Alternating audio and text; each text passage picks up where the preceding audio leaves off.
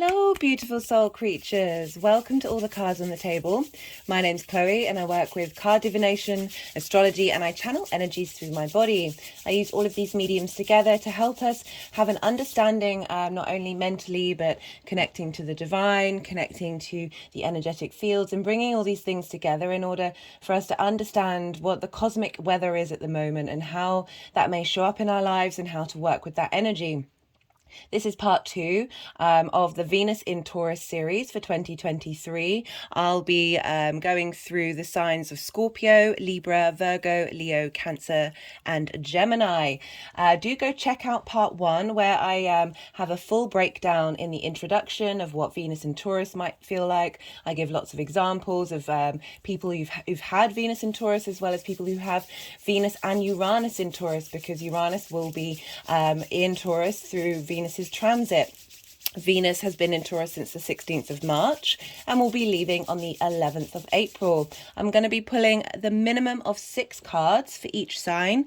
One for the energy of Venus throughout her journey in Taurus.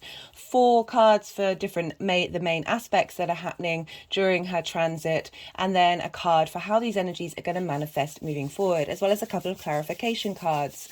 So I work with the whole house system, and this is off the back of Hellenistic astrological practices that came up from the Greco-Roman period. They can trace a lot of the works back to the Sumerian era. What does that mean? So as I said, I work with the whole house system. This means that for those of you who know your natal time and your natal chart, the first house fills up the whole of that sign, which is the rising sign where your ascendant is, and then each house is basically a whole sign. The other things that I practice is I use the traditional rulership for Scorpio, Aquarius, and Pisces. So with Scorpio, that's Mars; with Aquarius, that's Saturn; and with Pisces, that's Jupiter. That doesn't mean I don't use as a sort of a co-ruler or sort of a helper out of the modern rulership, but I focus on the traditional rulerships.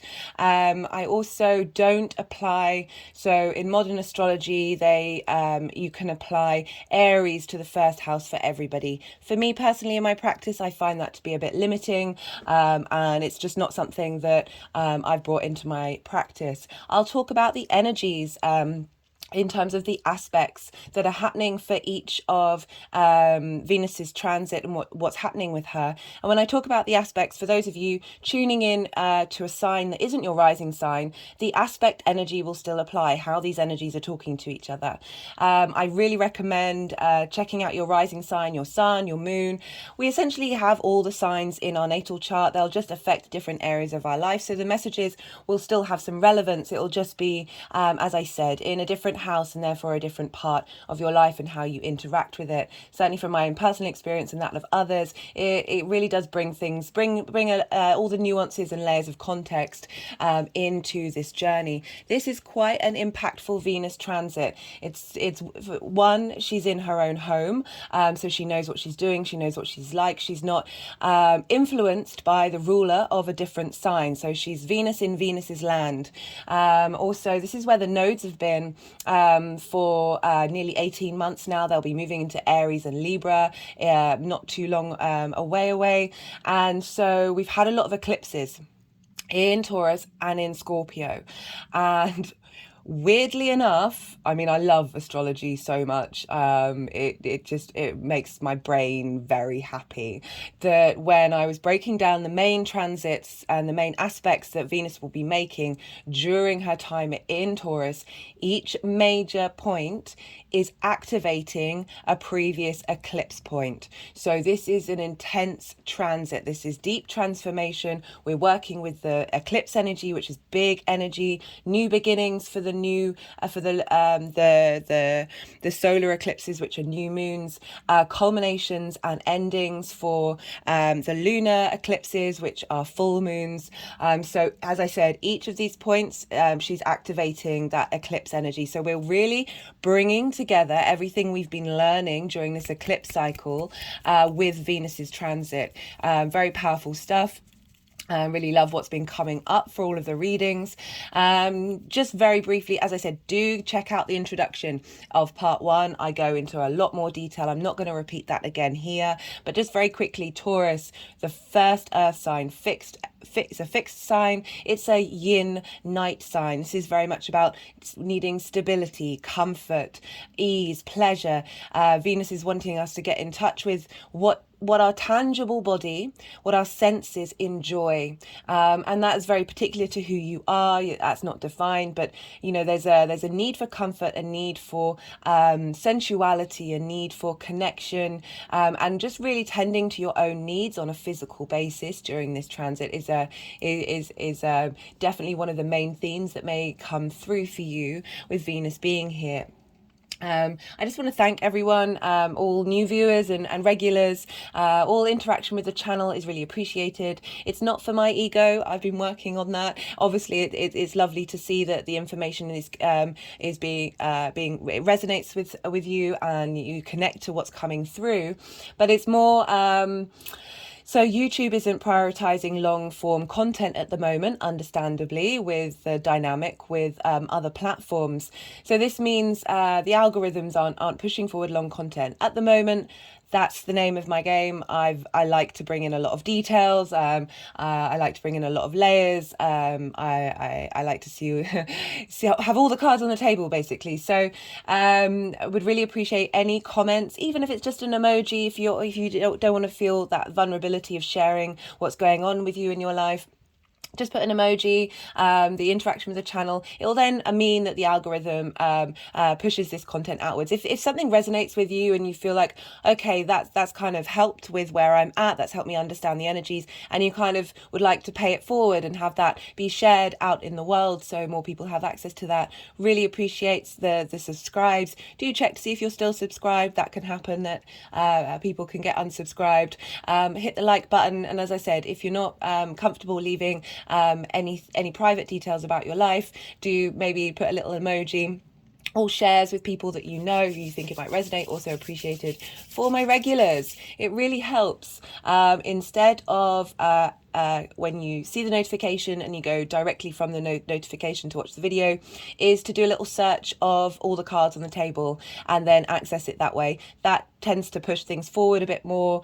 Also watching another video straight afterwards. Obviously, I appreciate we're all got very busy lives, and this is just me just saying all the things that you possibly could do to help support the channel. I really do appreciate the love out there, the energetic transfer. So thank you, everybody. I also have an Instagram account. I've put the details in the description box below. I've started posting in the community page everything that I'm posting on Instagram. So if you don't have Instagram, you're not missing anything. Do go check out the community page.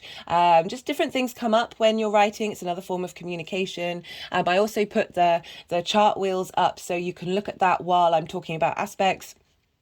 And yeah, just really appreciate all the support out there. So I'll be launching now into Scorpio, and yeah, I hope you enjoy the messages that come through. Goodness me, this happens so many times. I think I've got everything done. It's because my mind is just going so fast that the moment that I pause, and I've really been trying to lean into that state of receptivity, especially with these transits going through Pisces and now with Saturn there, of just taking a moment and allowing there to be space. And I'd forgotten in dedication and devotion to Venus. Venus does appreciate devotion. She likes, there's a sense of admiration and appreciation when it comes to Venus. And so I just realized that I hadn't lit the candle for her. This candle I started, I mean, it's gone a bit wonky, isn't it? I quite like it. I first got this and used it when I did a video for Venus's new star point. These are a longer transit of Venus. These last many years. And they just add a layer to what Venus is doing when she's moving around the zodiac generally anyway. So it's what I love about this channel and exploring and doing all of the different transits, is adding on these layers and nuances and seeing the different ways, seeing how it shows up. Really, the more we engage with it, the more it feedbacks loop into us, and it's a very personal thing. I really recommend just sort of writing down writing down things that crop up and then just seeing how it is very much for you. These are obviously general readings for each of the rising signs. Everything will be very, your experience will be very specific to you.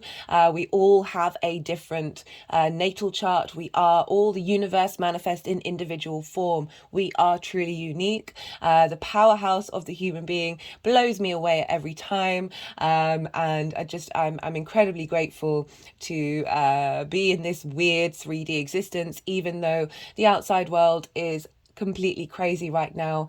This is now a time to be slow and still. I really recommend checking out the introduction, because I pulled 2 cards for Venus's transit, and these came up, and I talk about these at great length in the introduction, and they really are giving a sort of a collective understanding of what's going on with Venus. I also pulled some tarot cards for the sort of collective vibe. So yeah, do go check that out, and I shall begin with Scorpio.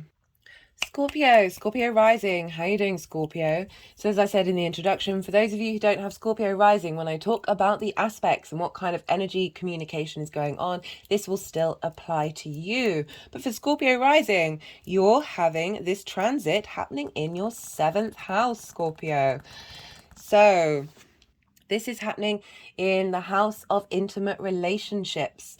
This can be romantic. It's definitely also linked into marriage and more sort of long-term committed relationships. It can be business, say you're in a partnership with someone, that one-to-one relationship, or your clients that you deal with on a one-to-one basis. It's also your friends, the ones who are really near and dear to your heart. As I said, this is the space of the intimate relationships. And this is opposing your house, your Scorpio energy. For Scorpio rising, your 1st house, this is how you embody your sun or your moon in your deeds and your actions. It's your body, it's your appearance, it's how other people see you. It's very much your house. For Scorpio risings, this is happening, this transit's happening on an angular house. So the 1st, 4th, 7th and 10th are all angular houses. These are powerhouses. These are sort of like the cornerstones of your being, and they have a big impact on who you are and where you're headed. So you've got this not only in an angular house, but opposing your 1st house. So with oppositions, we deal with this during the full moon. This is about bringing things into balance, but it also can be a time when you're beginning to be aware of if you're seesawing from one energy to the other, or you're prioritizing one part of that opposition to the other. And it's all about finding balance. When you do feel finding balance, 2 of Pentacles, that when we are sort of seesawing, things may come up that really are asking us to look at our needs and look at who we are and what it is that we want to prioritize. So Venus, the goddess of love, the goddess of relationships, she wants to bring creativity, harmony, connection. She wants she wants you to appreciate things, to be appreciated. There's a sense of beauty, a sense of flow. She's a yes planet. She rules the night. She's the night benefic. So there's a lot of ease here. There's a lot of grace. There's a lot of getting in touch with your senses. So this could mean that the way you interact with people on a one-to-one basis, there's just a softness. There's a sense of sensuality in terms of just being able to communicate with more ease and more beauty and more flow. It may be that those intimate relationships are embodying Venus, and they are nourishing your physical needs. That can be a various set of things. It doesn't just have to be on a romantic basis. That you're just getting a bit more support. You're getting so Venus in Taurus very much wanting to feel comfortable, wanting to feel the pleasure, the simple things. They're more, it's the 1st earth sign. It's very much linked into smelling the roses. Maybe you're spending more time in nature with on a one-to-one basis, or certainly just feeling a little bit more relaxed in that area of your life.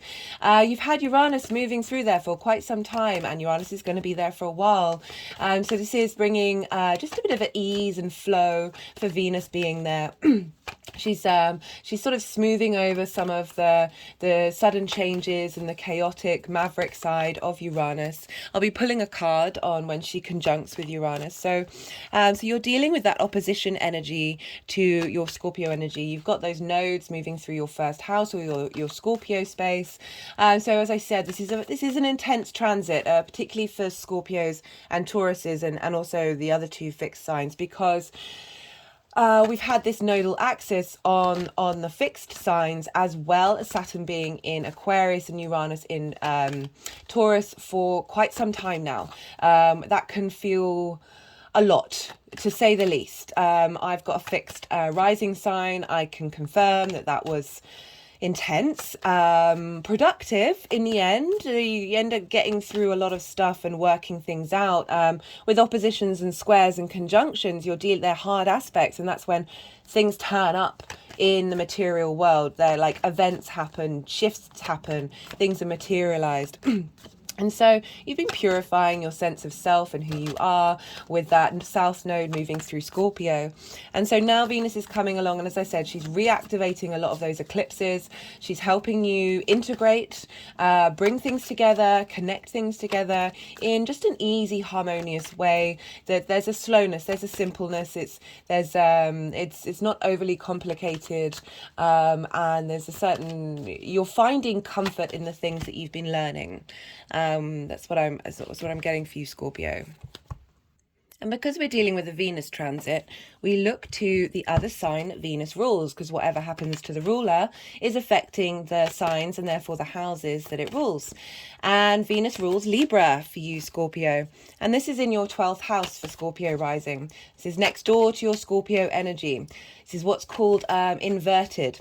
So this means that traditionally there isn't a direct line of communication between these two signs, as they're right next door to each other. And the way that I talk about it is, imagine that you're sitting next to somebody, but you're both looking straight ahead. You've got a sense that there's somebody next to you, but you can't, there isn't a sort of a face-to-face communication. It's more of a sort of a sense-based talking. It's through osmosis. There's an embodiment of an understanding that there is something there and it has energy, and you're absorbing it by being in close proximity. But it can just be a little bit feels that Scorpio energy, like there isn't, as I said, clear clarity. Also Libra in conjuncts Taurus. This is the case for everybody, and this means, so an inconjunct, I talk about this a lot in the spring equinox video and the Aries new moon. I really recommend checking that out, because that's kind of like the blueprint of the astrological new year. Very powerful energy came through with that one, and the inconjunct, that energy is sort of it's also apparent with the lunar cycle that we're going to be in till summer next year. So an inconjunct, they again traditionally don't have a lot in common. So we're dealing with different elements, different modalities. One's a day sign, one's a night sign. So this kind of means, all right, so when they just don't have any common ground to start off the conversation. So it might feel a bit awkward, it might feel a bit uncomfortable. It's like you're coming from different directions, and it can take a while to be able to see eye to eye. But there's real magic in the inconjuncts of once you're able to do that, you're able to think in different ways and incorporate energies that people might not expect. More unique ideas come through. So I liken it to, I don't know about you, but it's only a thing that we kind of did when you were a kid, of like hopping on one leg, patting your head with one hand and moving your hand around in a circle on your belly. Like you get a bit confused. It can be really quite difficult to achieve that. Some people are really very good at it. But it can sort of set you off balance.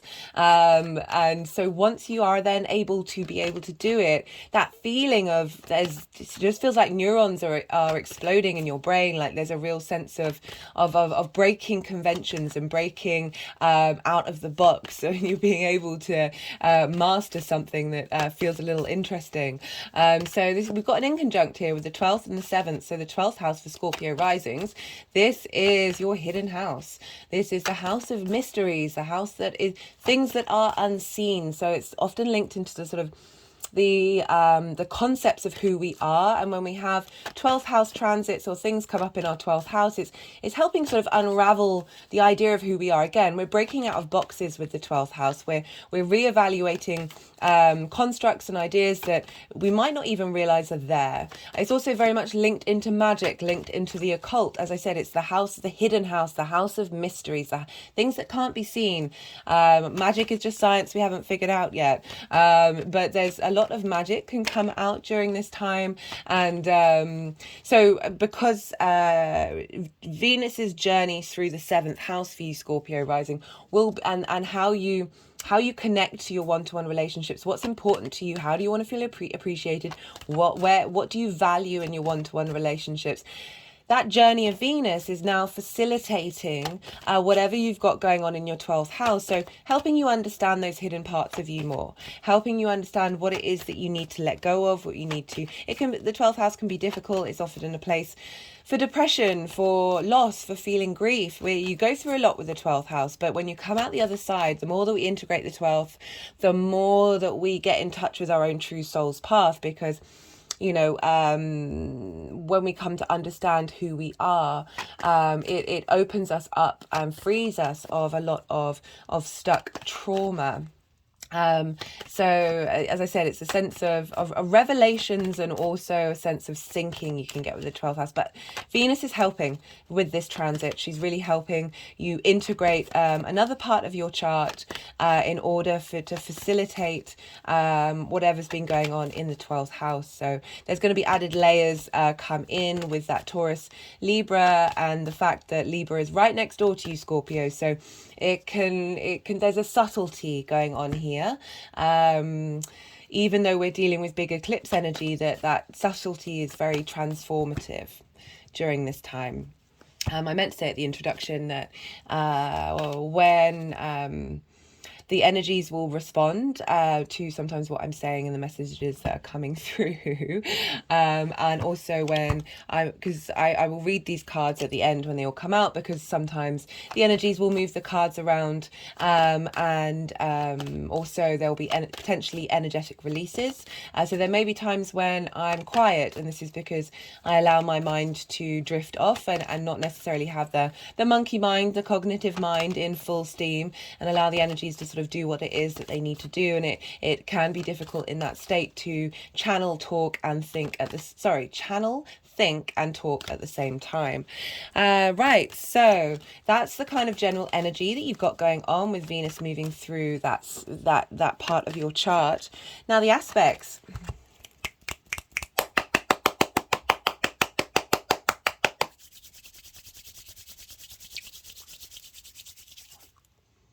Just had an energetic release. My hands were moving over the heart chakra, solar plexus and sacral chakra.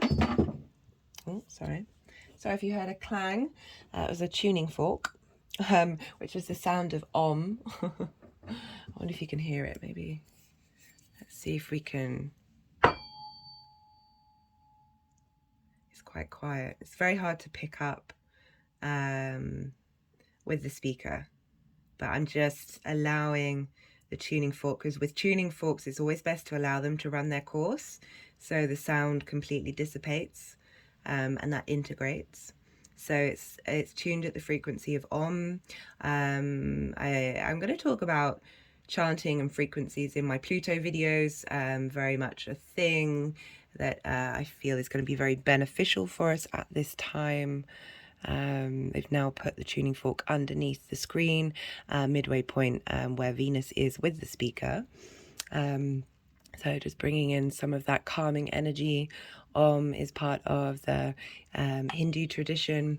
It's very much linked into, there's so much beauty with that vibrational level. Whenever I'm around or listen to chanting of that kind, I feel deep internal healing. And interesting that we've got the star card, but I will talk about that later. So the first aspect happening on the 21st of March. Don't worry, we'll be writing all of this information will be in the description box, so you can come back to it, maybe write it down in your diary, see what comes up. The more you sort of engage with this energy, the more it's sort of, as I said in the introduction, a good feedback loop. You can kind of flip the energy. I'm a big fan of flipping energies, understanding why they're showing up, and then transmuting that energy and integrating it, and then switching up a vibrational frequency. Just had an energetic release. My head went back. My neck is now exposed. Taurus rules the neck, very much getting us to be able to communicate our needs. Particularly important for you Scorpio risings, with that 7th house dynamic of first house of self, 7th house of other, of being able to bring those things into balance. So the 21st of March, we have a conjunction between Venus, Juno, and the nodes. So I use the mean node degree. You can have the true nodes and the mean nodes. I use the mean. And so, yeah, Venus conjunct Juno, which is an asteroid. She was the wife of Jupiter. So I lean into that asteroid as, what are you committing to? And so that doesn't just have to be another person. It can be yourself. It can be absolutely anything. It can be committing to how you want to be in relationships, not necessarily committing to a particular relationship. For some of you, this may mean, because we're dealing with the North Node as well, as like, where are we headed? What are we doing? This sort of, this hunger for it, this, what we're striving for, of really working out how, and we're dealing with Venus as well, of bringing all of that together, all of that energy together, of what are you going to commit to in the, that you want to stand by and be stood by. Someone has stand by you, and what qualities in the long term, because at the same time we have the new moon in Aries that's happening tomorrow. Hoping to get this video out by tonight. That new moon in Aries is happening the day after the spring equinox. Today, this evening, will be the exact when the sun moves into Aries. So we've got a lot of potent energy right now, and this is a big new moon. We're going to have 2 new moons in Aries. This is really helping you look to that Aries area of your life, and like set intentions for the long term for this next astrological year. And so this conjunction between Juno and the North Node is activating the Scorpio new moon. So that would happen in your first house on the 25th of October 2022. So that was a new way of looking at yourself, a new way of embodying yourself. So we're activating that new moon that happened at 2 degrees of Scorpio. So it's a 3-degree orb is still very close, and so this is opposite that. So it's really getting you to examine and work out. Yes, you've been refining yourself, but it's also important to understand how you interact with others and what you want from others as well. And this is really sort of giving you that strength to understand that clarity. Maybe it's a level up on this day of really knowing very clearly what it is that you not only want from other people in your intimate relationships, but what you want from yourself as well, and how you want those to coexist and co-create together. On the 24th of March, we have the moon will be conjunct Venus, and this will be at 9 degrees. So this will be at 9 degrees of Taurus. The moon is exalted in Taurus. What does that mean? So the moon rules Cancer. It's the first water sign, our emotional connections to things, how we, our unmet needs, how we nourish ourselves, how we nourish others, our instinctive emotional responses. And so the moon is coming along and she's exalted in Taurus. So Taurus is very much about connecting to those pleasurable sides of your needs, the simplicities of the food that you eat, the way you like to dress, how you want to physically take care of yourself, the pleasure that you get from reading a book. It's whatever it is. It's that tangible sense of your physical pleasures. That the moon is being supported by Venus. Venus is going, hey, what do you like to do? What do you want? What can we do? How can I support you? How can I appreciate you? Really getting you into touch to appreciate your emotional needs.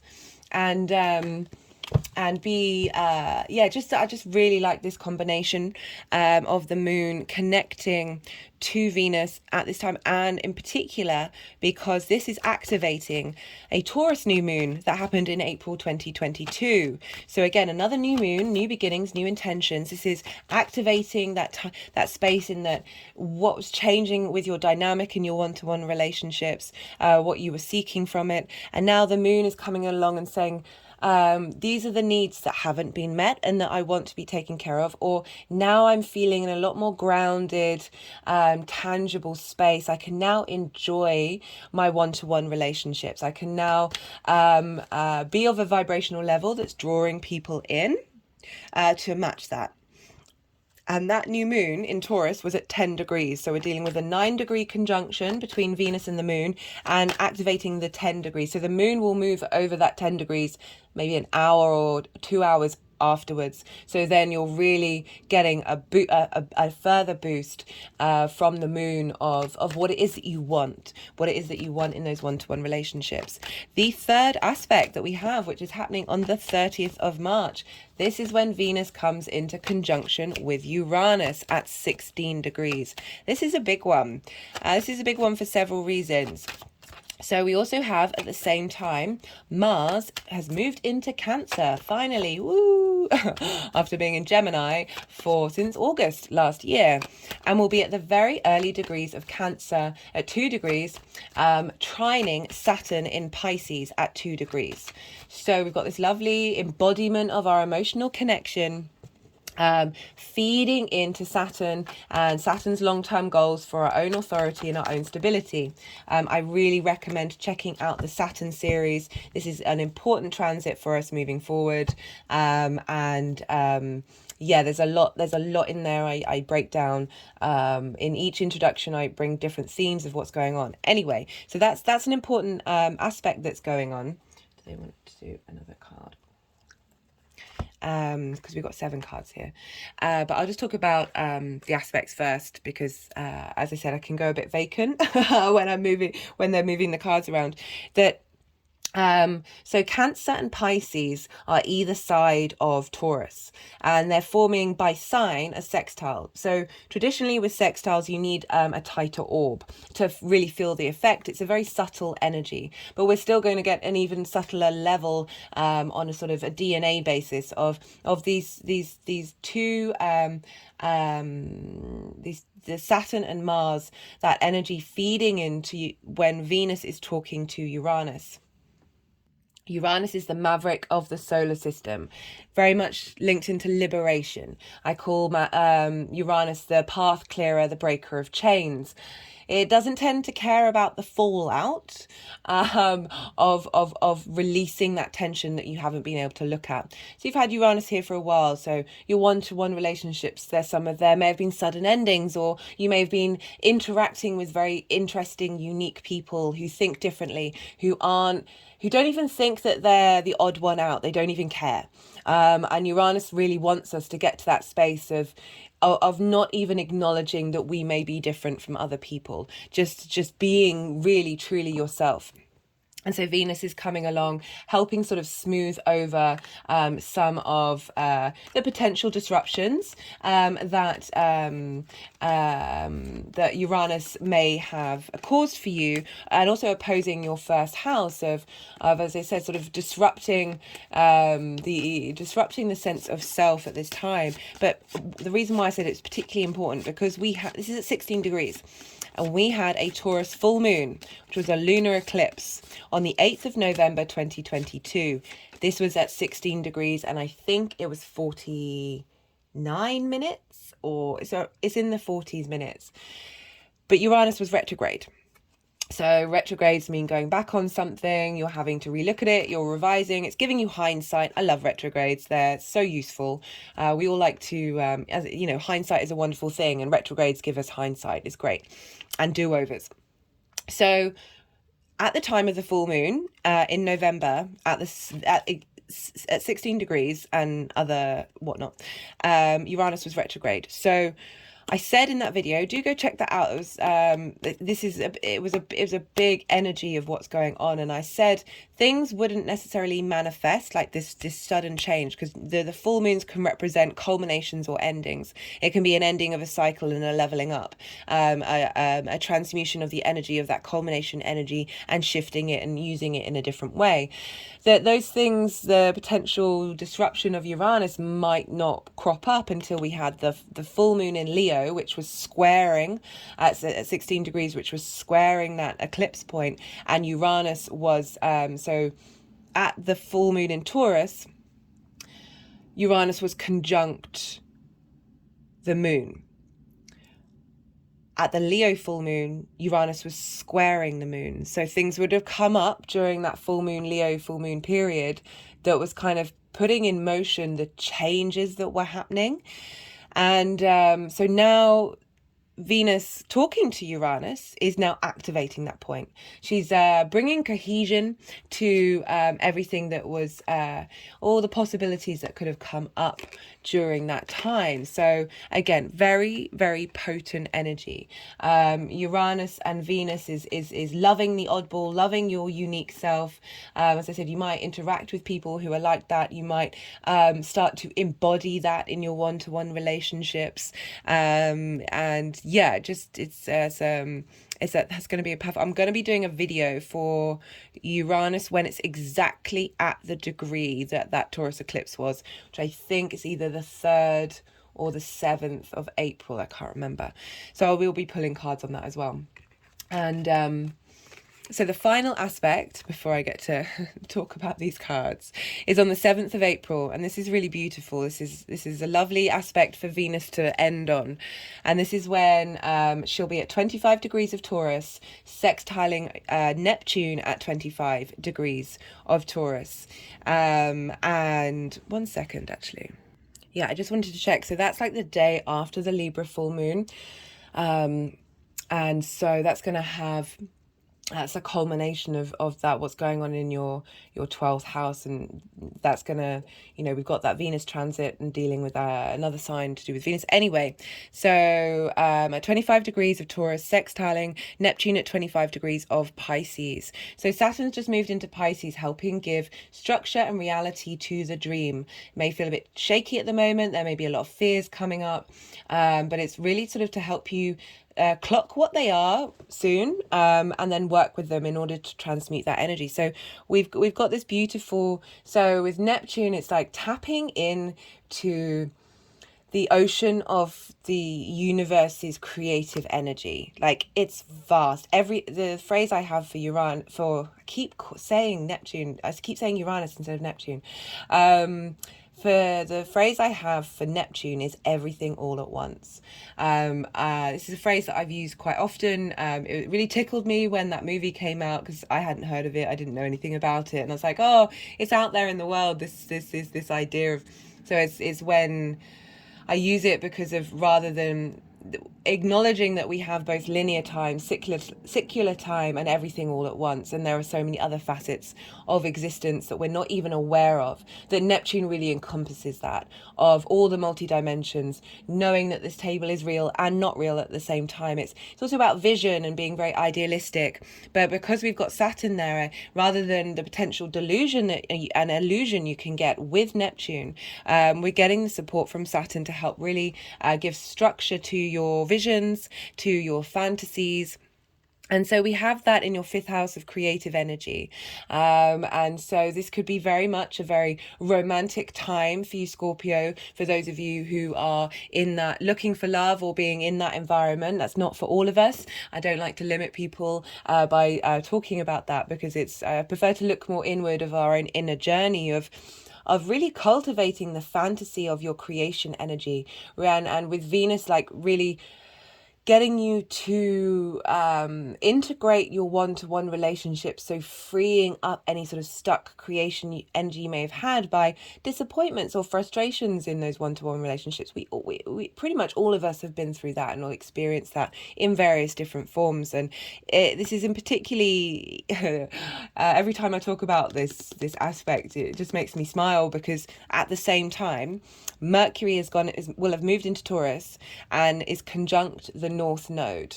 So where we're headed, our ambition, our sense of drive, the future of where there's a lot of it, the North Node can exaggerate things, but also bring things out onto the main stage of Mercury, the messenger of the gods, chatting to the North Node, giving energy, their feedback looping of what it is that you need to know in order to create the fantasy, the dream of Neptune sextiling Venus. Venus sextiles an aspect of Venus of bringing about harmony, cohesion, creativity, the communication, sensuality, appreciation. At the same time, you can't make this up. Reality is stranger than fiction, guys. The moon is conjunct the South Node in Scorpio. So that's in your Scorpio energy or Scorpio risings, your first house. The moon coming along, talking to her nodes. So these eclipses are because of the moon. And the moon going, hey, this is what we've purified. This is where we're at. This is the level of who we are right now, and helping you bring in those emotional needs into this energy. And it's particularly important because this is activating the Scorpio full moon, which was a lunar eclipse that happened on the 16th of May 2022 at 25 degrees, exact same degree. So this is this culmination of self, this expansion of self and your dreams, your creation energy, and how I also see the seventh house as my one-to-one relationship with these energies, with the universe, with creator, with God, however you want to phrase it. This is just such a powerful aspect. Right, okay, so we've got 7 cards, which has pretty much been the average for everybody. So we're going to see where these cards want to go. Got 3 major arcana, Scorpio.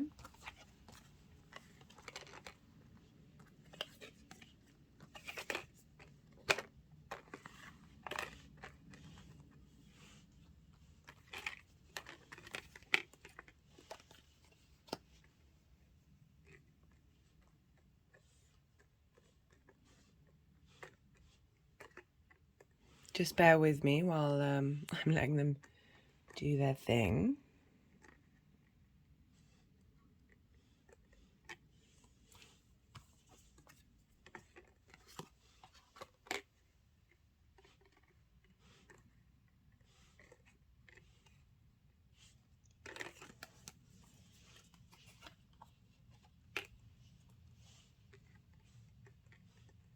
Or maybe they wanted one more card.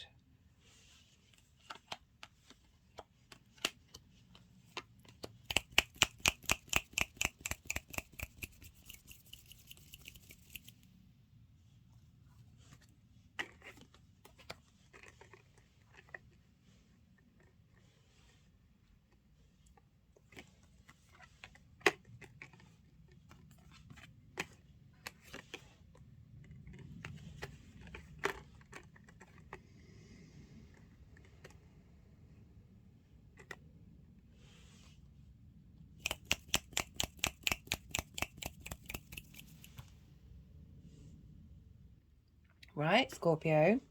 So we have the Fool. Starting a new way of looking at relationships. I love the Fool because they're prepared to go on an adventure and not have expectations, to appreciate what happens on that adventure, the good, the bad, and the ugly, and just being able to look at life with fresh eyes. And one of the things that I channeled when Venus was in Pisces was everything in this moment is truly divine. Oh, my body's just sunk and my hands have gone over my forehead. Well, that was an interesting response. I hope you can see, I think you should be able to see that the card has gone over the image of Venus,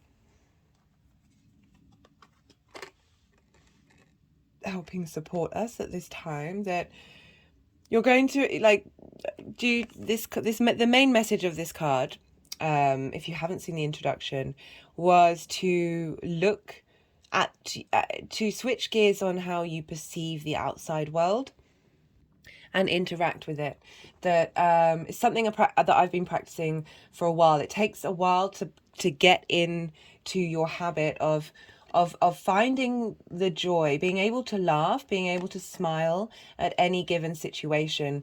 You can have preferences, but it doesn't mean you can't, and you can prefer things to be in another way, but it doesn't mean that you can't be grateful in this moment. Like, everything in this moment is truly divine, the good, the bad, and the ugly, and feeling gratitude for that.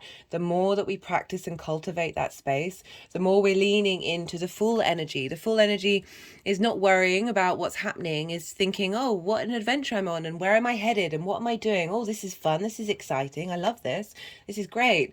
Oh, this is an experience. Oh, I haven't felt this before. Remember, we've incarnated in this human form. There is a plethora of human experiences to feel that, and they all are transitory. We're dealing with a lot of the nodals, we're dealing with eclipses, things change, things are constantly in motion, and the moon really shows us that to a great degree. So I love that that's coming through for Venus is general energy.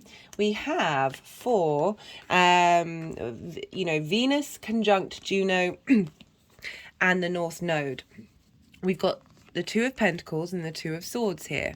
These can be the challenging energies. They're not wholly conflicting. The Two of Pentacles is juggling and not being able to make a decision because you feel like you're having to keep so many balls up in the air that you can't breathe. You're constantly in motion. You haven't got the space to think and to be and to just be in this full space. And the Two of Swords is having like two opposing energies, two strong wills, two very strong ideas, not making any compromises. So there's an impasse. There's these two energies pressing against one another, and you feel like, again, you can't make a decision. They're very pause spaces. That the fact that these are coming up together and they're coming up in reverse, I'm getting, and this is the Aries new moon as well, of like setting new intentions in that sixth house area of your life, that these are things you don't want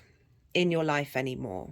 You're committing to the opposite of that. You're committing, and again, as I said, it's activating that new moon that happened in Scorpio at the end of October 2022. So that's pulling it back into who you are and what you want, and then what it is that how you want your dynamic with your one-to-one relationships to be. And I really like that this is highlighting the kind of things that you want to shake off. You don't want to commit to those. You want to commit to being able to be at peace and in movement, but stillness at the same time. I hope that makes sense, Scorpio. So for the moon conjunct Venus, this is kind of appropriate. This is activating that Taurus new moon that happened in April 2022 of what it is that you want to with your one-to-one relationships. And this is about feeling held, feeling supported, and being able to rest and be still. Venus in Taurus is there's a slowness to Venus in Taurus. She wants to be able to relax.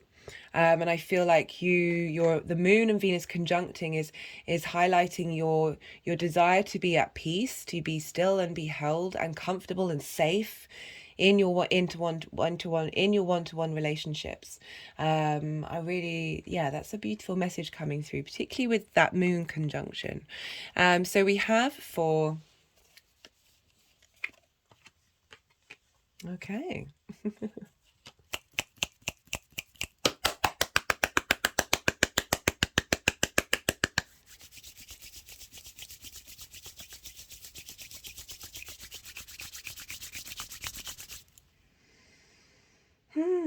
We have for Venus conjunct Uranus. This is the Hanged Man. This is about changing perspectives in order to be in receipt of unique wisdom. So Odin, who is another avatar of Mercury, or they are both avatars of that energy, and Odin was upside down on the tree of life, the ash tree, which for 9 days and 9 nights he made this sacrifice to himself. He made a sacrifice. He took out, I can't remember which eye it was. I think it was the left eye or the right? Anyway, we're not here to do that. We're not here to pluck out our own eyes. I think we've moved on from that level of sacrifice. But it's more about change. And he received the wisdom of the runes at the end of that limbo period. So the Hanged Man is that there's a stillness there. There's a resting. There's a being in receipt of information. The downloads coming through from Venus talking to Uranus, activating that full moon that we had in November 2022 in Taurus at 16 degrees, very powerful of a culmination of the information that was coming through about how you want to be in your relationships, what you want from them, the strengths that you can get, very much feeling needing to feel safe, with Taurus being in the 7th house. But I'm definitely getting unique ways of looking at things, maverick ideas, getting you in touch with your true authentic self, not seeking validation from your one-to-one relationships, finding a bit more independence with that Uranian Venus energy, really being able to appreciate you as well as the other people in your life. It's not about not appreciating them, but it's not needing them for your own personal validation. Remember, you're channeling the full energy of you are on your own adventure. You are the most consistent thing in your life until we move on to the next one. Cherish that.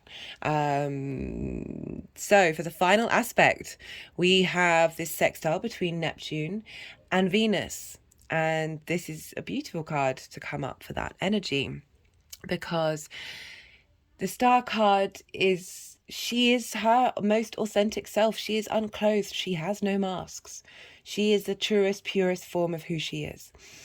And this is about deep, deep emotional healing. This follows the Tower card. I kind of link Uranus into the Tower card. I know it's a Mars card, but there are similar energies of Uranus, of shaking down, breaking down structures that just haven't served you. And you may have felt unsteady with Uranus being there, of really shaking up your value system and how you get pleasure as well. You know, it's a Venus-based sign.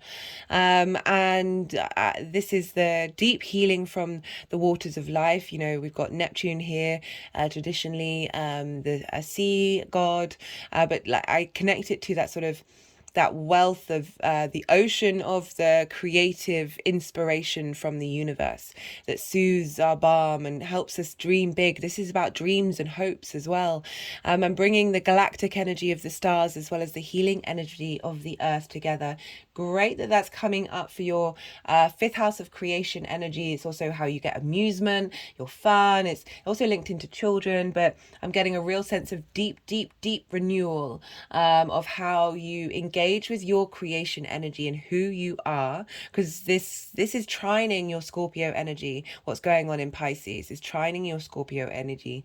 So we've got a sextile to Taurus, an opposition and a trine, all linking together, all feeding together, helping you get to heal yourself. I love that this is coming up. So we didn't get the 2 of Wands, but we did get the 2 of Pentacles and the 2 of Swords. And now for the energy moving forward, we have a 3. This is moving, this is momentum, this is shifting, this is changing. This card, a fire sign, this is wands, this is passion, creativity, motivation. This card is a dominion card. This person has done the hard work. They now have the advantage point. They've done the 2 of wands energy. They've done the groundwork. They've done more than the groundwork. And now they're going on a new adventure. The ships are going out onto an adventure, going out to see what's out there, explore in the world. And I really like that card coming up because there's a real strength, there's a sense of stability here, because they're on this cliff of you needing to switch gear and work out that you are the stability you get is inward. And the more that we do that, the more we have dominion in the outside world. I love this for you, Scorpio. Right, I'm going to pull some cards, some clarification cards. Just going to put that there. I'm going to pull some clarification cards. So we're going to pull a card from the numerology deck. Hopefully with part one, this deck was being particularly playful. So we'll see what comes up. Yeah, it looks like the seventh house is a difficult one.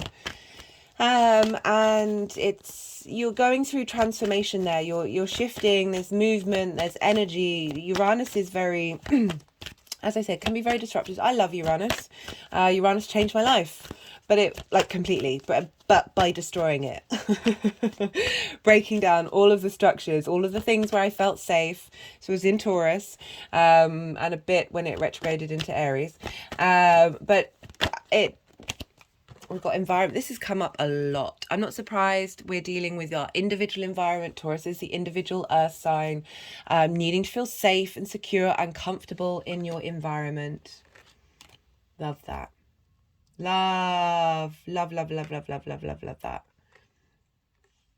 Just gone with the star card, highlighting that healing that's going to happen is going to really help you find that stability, that feeling held in your environment, wherever your environment may be.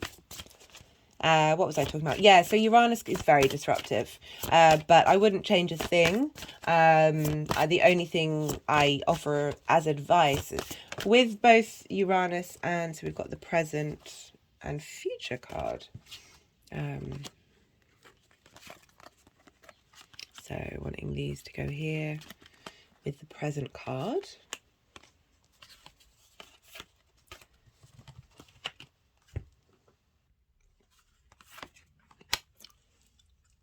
Just had a big energetic release.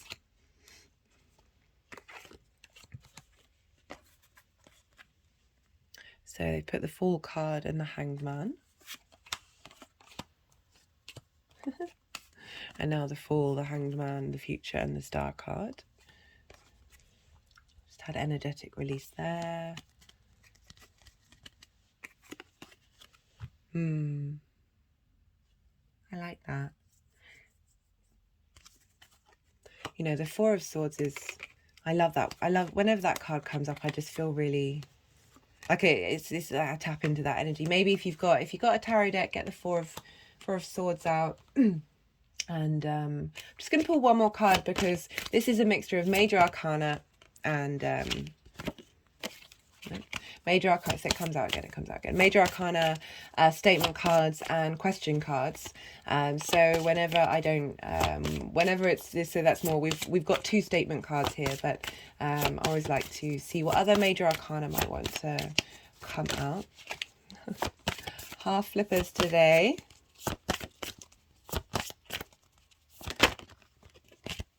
Got the High Priestess. Perception, hidden powers, reflection of ideas, knowledge. Okay, interesting. I like that this is coming out of being able to tap into that High Priestess energy. Having done the healing, having been in receipt of this unique way of dealing with your one-to-one relationships with that Uranian energy of, you know, you're a water sign. The High Priestess is there's such a depth. It's about drawing things towards you rather than seeking things outwardly.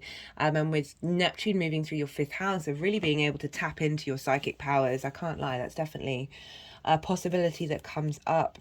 Okay, they're wanting to.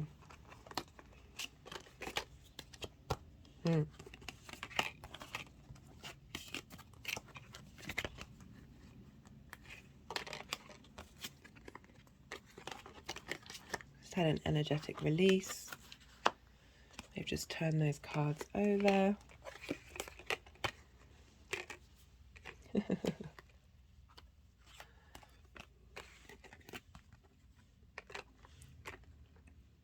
Right.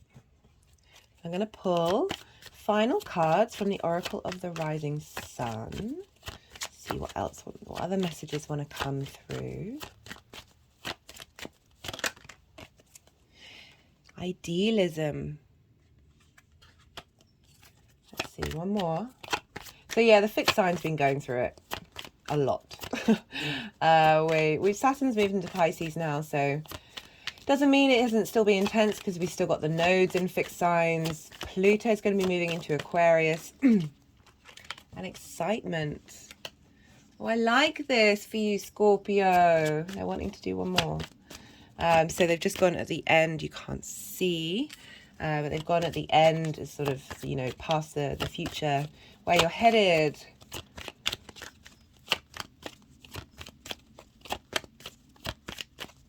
Yeah, as I said, so I can appreciate that you may have been going through it. I mean, I feel like we've all been going through it, regardless of whether we've got a fixed rising sign or not, but it's certainly been something.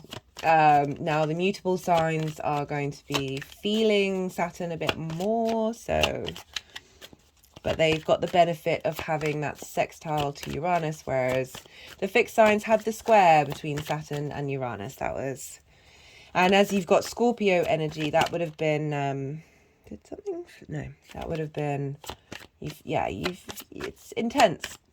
It's intense. But there's a lot of facilitating and supportive energy out there at the moment. You've got a lot of stuff going on in Aries, helping you get to grips with your work, how you appreciate work, the kind of and how you establish your routines and take care of your health. It can also mean that health things come up because Chiron's there, but honestly, there's a lot of facilitation. We've got patience come through. So sort of implying that there is, these things can take time and there's layers to it. But patience is a wonderful thing.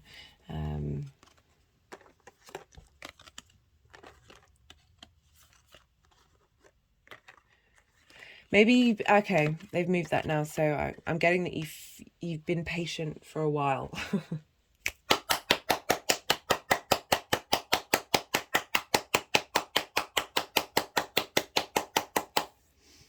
They just put the full card with these two. So, I mean, yeah.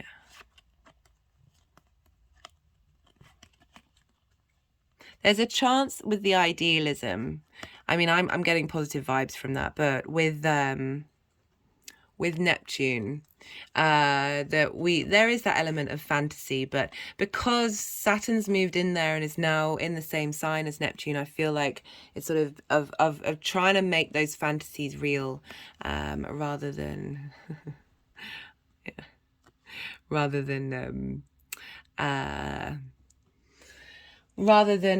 living. I mean, delusions are great. They're fun to be in, but not for too long.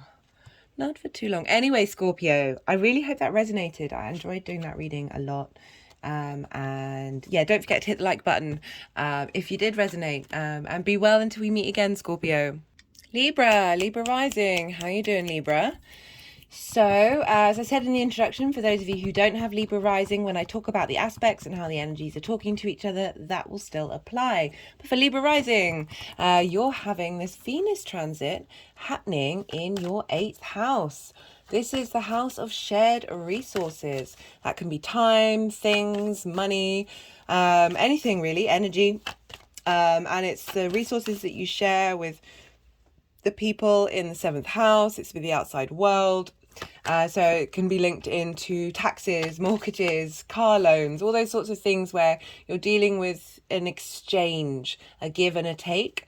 Well, we're doing that all the time. It's just this house can sometimes feel a bit quite hard to feel tangible, but it's about can be linked into inheritance, 3D inheritance. I also link it into cosmic inheritance. It's also the give and take between you and the universe. It's also linked into death, but we in this channel focus more on the transformational part of death, the cycle of life, death and rebirth. We are constantly transforming, and also that also can be linked into intimacy, which is more of a modern interpretation. But if you bring that back into shared resources, when you are vulnerable with somebody, when you are intimate with somebody, that Apologies. I've got a bit of a cough at the moment, which is ironic considering we're dealing with Venus in Taurus, and Taurus rules the throat and the voice. That so with that intimacy, we are vulnerable and we're sharing parts of who we are. So all these topics can come up with Venus moving through here. Venus in the 8th, maybe people on a very simple level, you may receive more things from the outside world. Venus may want to bestow gifts on you during this time, a sense of you get more pleasure going out and about in the world and who you're interacting with in the outside world. Just a more of an ease, more of a flow in the give and take. There's maybe a sense that this outside world might appreciate you a bit more, and that just there's a lot going on here with Venus, but you've had Uranus there for a while, shaking things up, getting you to get to your authentic self. And what do you care about and how you give and receive? But Libra, so for Libra energy and Taurus energy, this is in conjunct, so it doesn't matter whether it's your rising sign or not. This is the same for everybody in everyone's chart. And what's an in conjunct? I'm not going to read the cards until they're all out, but that just tickled me because we've got a lot of Aries energy at the moment, which is opposite you in your 7th house. Yeah, I know. I'm going to stop laughing because, well, not laughing, just being amused at the cards, because I've got things I need to say. So in conjunct, your Libra energy, and in conjunct, they're two signs that don't traditionally have a lot of things in common. So they're different elements, different modalities. Libra is a day sign, Taurus is a night sign. So it's when you're talking to someone and you have no idea. It's not that you have no idea who they are. It's just you're aware of who they are and you feel like you've got nothing in common. That it's the conversational flow isn't as quick as it would be if you're, say, hanging out with somebody where you're kind of on the same page with a lot of things, that you're not having to explain yourself in such great detail to somebody who, and vice versa, who might not really understand where you're coming from. So it can feel a bit awkward, a bit frustrating. There can be tension with an in conjunct. It's just a bit difficult, but there's real magic there. I talk a lot about the in conjunct in the spring equinox video with the Aries new moon. I really recommend you check that out. It's kind of like the blueprint of the new astrological year, and there's a lot of in conjunct energy floating around. And so I link it into hopping on one leg, patting your head and moving your hand around in a circle on your belly. This can be difficult to do. We're not very good at multitasking, human beings. Like, if we're real, we're actually just very quick at doing one thing very quickly and then moving on to the next thing. But it's helping break up the neural pathways and create new ways of interacting. So when you do get the two energies of the in conjunct to get creative, you're going to think of new ways of dealing with things. You're going to think of unique, it's just a really interesting dynamic that you've got going on here with your Libra energy. For Libra rising, this is your first house of how you embody your sun or your moon in your actions and your deeds. How other people see you, it's your body, it's your appearance, it is your house. It's very much linked into you. And so we've got the shared resources, the outside world. Sometimes that can feel a little out of balance. However, you are both ruled by Venus, so you have the same ruler. So there's communication there, even if it's not one of the more traditional aspects. And so there's a helping hand. So whatever's going on in with Venus is affecting both of those houses all the time. So there is that sense of communication, and whatever, the Venus moving through the 8th house is getting you to get in harmony and balance with how you share your resources, and that's helping facilitate who you are and what it is that you want. And Libra, you're going to have the nodes moving into your sign. So Scorpio's currently gone through it with the South Node moving through their first house, and you're coming up next this year, Libra. So I really would pay attention to that South Node journey you've had. It goes through your 12th house. No, not your 12th house. I do apologize. It's been going through your second house of your values. So yeah, just bear that in mind.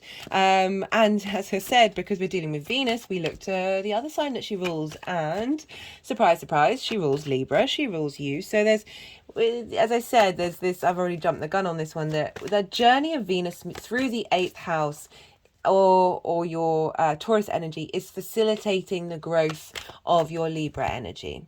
And so you're really getting some support during this transit. It's a lovely transit to have. As I said, you're just the ease of how you share resources. Maybe you've wanted a mortgage loan for a while, or maybe you've wanted maybe get a tax rebate or something like that, or some inheritance. I mean, I'm not really getting the vibe with Venus moving through there of inheritance, but could be cosmic inheritance. It's more that I'm just not associating. Anyway, I'll stop talking about that. So what we've got 3 major arcanas. Whoa. So I'm going to be pulling a minimum of 6 cards. For each reading, there's definitely just been a minimum of 7, so we'll see what comes up. But yeah, some very powerful cards here. But again, as I said, you're ruled by Venus, so this is going to be impacting you a bit more. You and Taurus are both feeling that a little more than everybody else.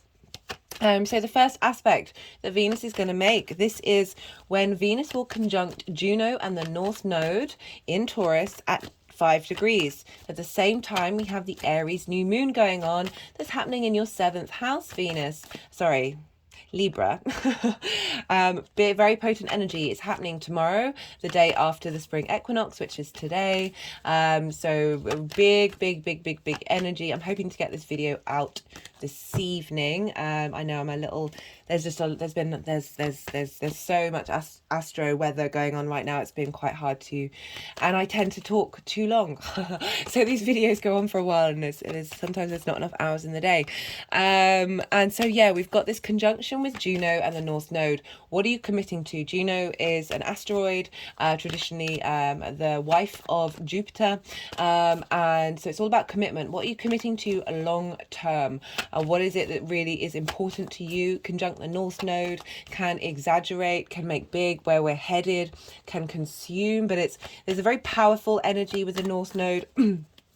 And really getting you to think long term to your commitments and what, like, your give and take of your relationships. And when we get that into balance, when we're not sort of feeling that we're not getting enough or over giving, that can really mess up our sense of who we are. And Libra, that's going to be an important journey for you with that South Node moving through your Libra energy. And this is activating the Scorpio new moon that was happening on the 25th of October 2022, and this was happening at 2 degrees, so it's within 3 degrees orb. It's still a very tight activation, and this is an opposition to that new moon that happened in your 2nd house of values, how you manifest money, how you make money, what you value, how you value yourself.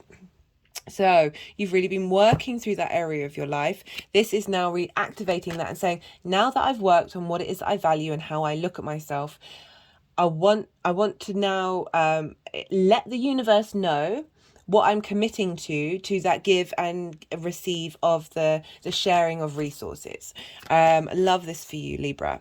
On the 24th of March, we have the moon conjunct Venus. This is at 9 degrees. The moon is exalted in Taurus. This means, what does this mean? So the moon rules Cancer, and this is the first water sign. This is our emotional needs. This is how we respond emotionally, how we nourish ourselves, how we nourish others. It's a need for safety. Both Taurus and Cancer, there's a sense of needing of stability, of safety, of just needing to be comfortable in their environment.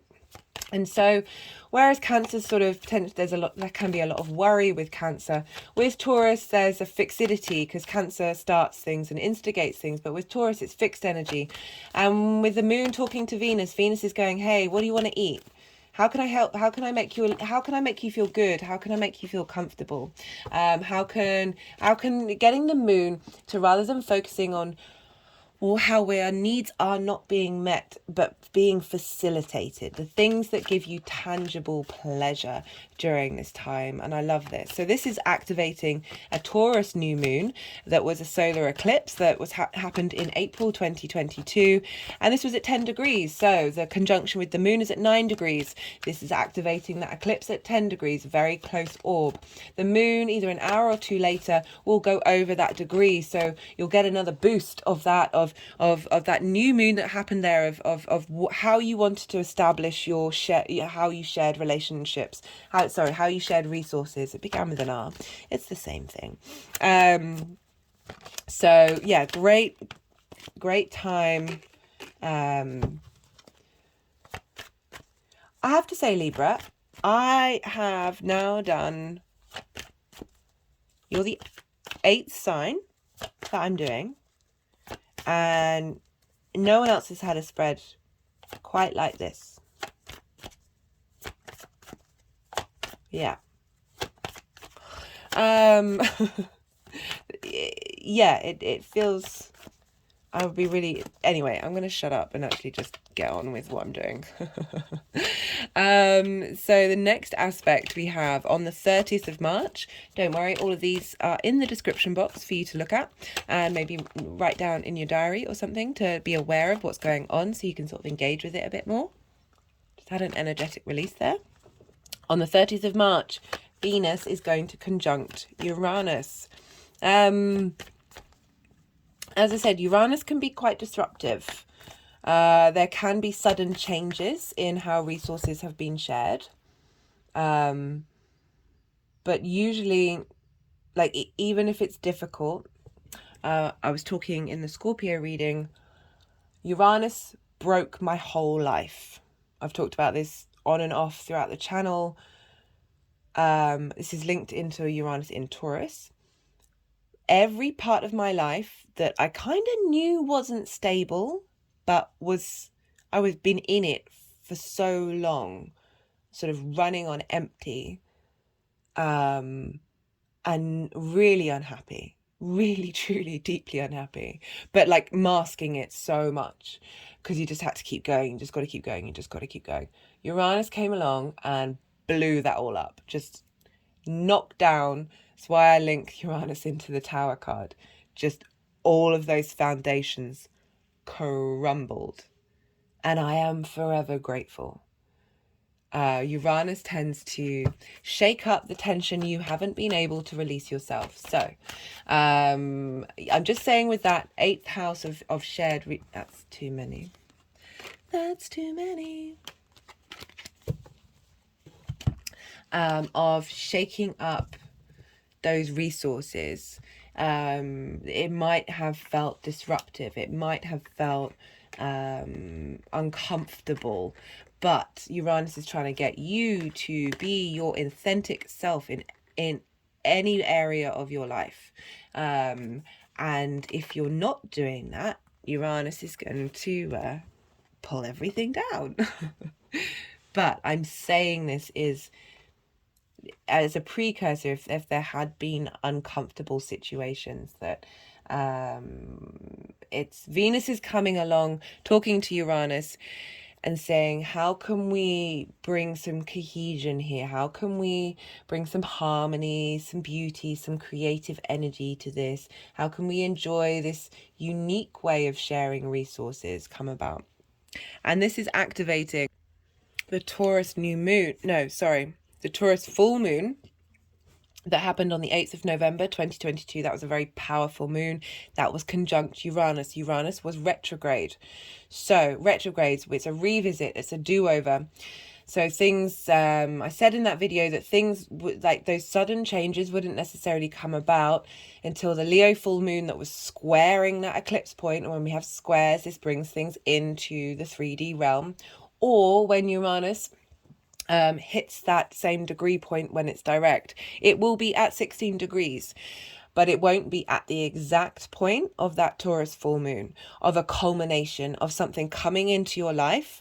And with the shared resources, it could be something tangible, especially with Taurus coming into your life, until around that time. I'm going to do a separate video on that. It's happening on the 3rd of April, so I'm hoping to get that out. Oh my goodness, there's so many things happening this month. This is crazy. So I just feel at the same time we've got Mars trining Saturn. So Mars is at 2 degrees of Cancer now, and Saturn's at 2 degrees of Pisces. You have Cancer in your 10th house of career, life purpose. So Mars is now moved in there. Everything that you've been learning from the 9th house is now communicate that embodied sense of that learning, and is funneling into Saturn in Pisces in your 6th house of work, health and routines, and really facilitating that. And they're forming an energetic sextile to so they're either side of Taurus. There's a sign in between each of them, but they're either side. They're not forming an exact sextile because you need about 3-degree orb for an exact sextile, but energetically on a very subtle level. Energies from your career house and from your work house are funneling into your 8th house of shared resources, and it's all very creative, supportive, elevation, sense of opportunities coming through during this time. So I'm really loving that for you, Libra. Also, as I said, go check out when the Leo full moon video, or go look at the dates and see what was going on in your life at the time, because it was kind of like a little hint at what was coming. We also have the final aspect, which is happening on the 7th of April, a day after the Libra full moon, which will be in your sign, Libra. Venus is sextiling Neptune. Love this. They're both at 25 degrees. Neptune's at 25 degrees of Pisces, Venus at Taurus. And this is Venus, the goddess of love and appreciation, talking to Neptune, who now has Saturn there. So our dreams and our fantasies are getting a bit more stability. Like, okay, cool. Saturn's going, hey, great. I'm glad you've got that fantasy, that idea, that dream. How are we going to put this into reality? And Neptune for me is tapping into the ocean, the endless, abundant, infinite ocean of that creative power of the universe, just everything all at once, all the dimensional spaces, the untangible, the tangible, everything, that boundlessness of the quantum field, talking to Venus and going, hey, how can we get inspired about these dreams? How can we bring these dreams into fruition? Because Venus will then move into Gemini, which will square Saturn and trine Pluto. So what she's learning from Neptune at this time is going to help bring things into, she's then going to communicate that to Saturn and Pluto. I'm really enjoying that. And also at the same time as this aspect, Mercury is conjunct the North Node in Taurus. So Mercury's now ingressed into Taurus. I think the nodes are either at 5 or 4 degrees. I think probably 4, like the lower degrees, the beginning degrees. And so Mercury, the messenger of the gods, how we communicate, is having a chat with the North Node and saying, hey, what have we learned? Where are we headed? What are we doing? Let me know, let me know, let me know, let me know. And Mercury's also communicating everything to the North Node that it's learned on its journey through Aries, and now its journey in Taurus, of how do we embody this spark of life? How do we embody this spark of who we are in the way that we move and the way that we feel and how we get pleasure and how we enjoy the simple things in life? And at the same time, I get excited every time I talk about this aspect. The moon is conjunct the South Node in Scorpio.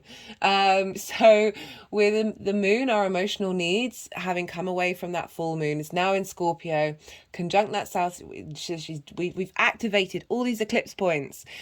And now the moon is talking to the South Node for the last time that Venus is in this sign, which rules where the North Node is, and just how our emotional needs have been refined. And the moon is now communicating to the South Node of everything that it's learned, and the South Node's talking back again, and really helping us like fill out this fantasy, fill out this dream of what we want in that area of our lives. And this is at 25 degrees, the Venus and the Neptune at 25 degrees. This is activating the full moon that was happening in Scorpio, your house of values, how you value yourself, how you manifest, how you bring in your money. It's your resources. It's opposite the 8th house of shared resources. And that Scorpio full moon, which was a lunar eclipse, happened on the 16th of May 2022. It was squaring Saturn, so activating the Aquarius area of your life, which is your 5th house of creativity energy, at 25 degrees. That was 25 degrees of Scorpio. So now we're activating that with the opposition of what was it, that culmination of you and your values and your manifestation. Now we're getting the response, the bringing into balance of how those values then apply in how you share your values. It just makes me so happy. Right, so that's the final aspect that Venus makes. Now let's see what's going on here. So a minimum of 6 placements. We've got 2, 4, 6. We've got 8 cards. So let's see what's going on. Let's see what's going on.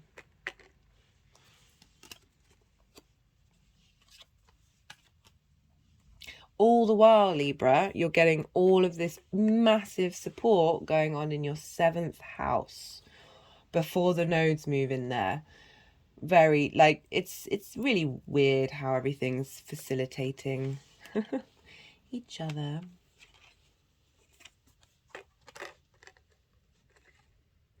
So do bear with me. I forgot to say in the introduction, or did I say?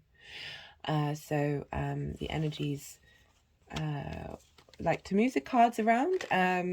Sometimes it's really isn't interesting watching what they're doing, because it feels like they're clearing out energy in order to sort of sidestep some of the chaos.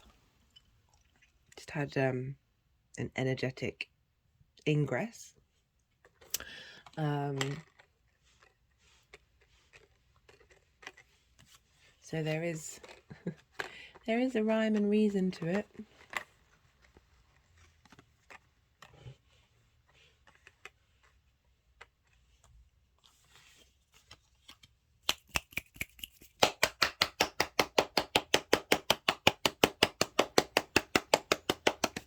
Got 4 major arcana, Libra. Powerful stuff. Very powerful stuff. And they're all very much in command. I like the energy that's coming through.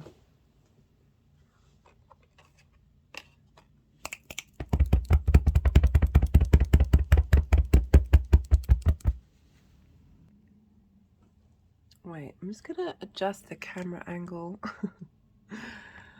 just so you've got a bit more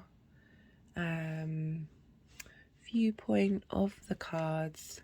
I thought I'd got the angle right. It can be a bit difficult.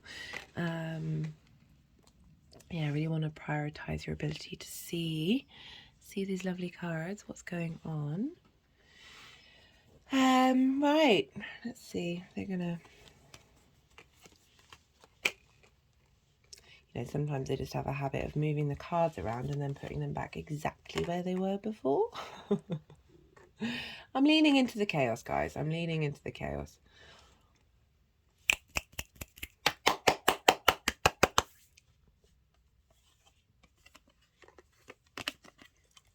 Just had an energetic release at that.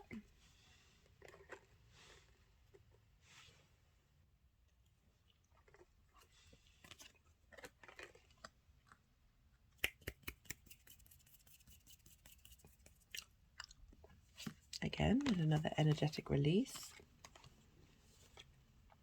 What are you trying to do?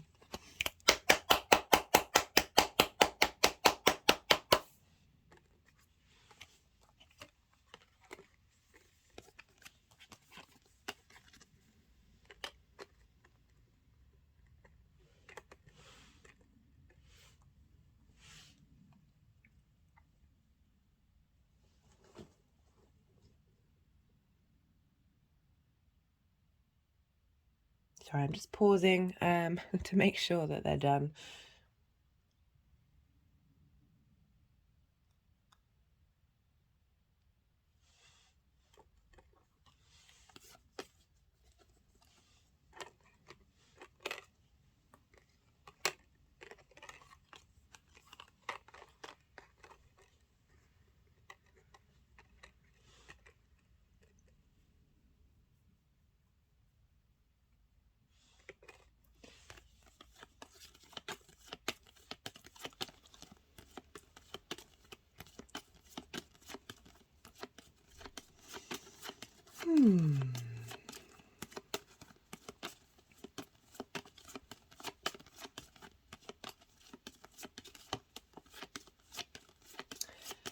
Yeah, whenever this is happening, so when I'm engaging with these energies by myself, yeah, you suddenly get aware that they're not always aware of time and space. Okay, so we've got, for the energies of Venus moving through Taurus, we've got the Seven of Cups and we've got the Strength card.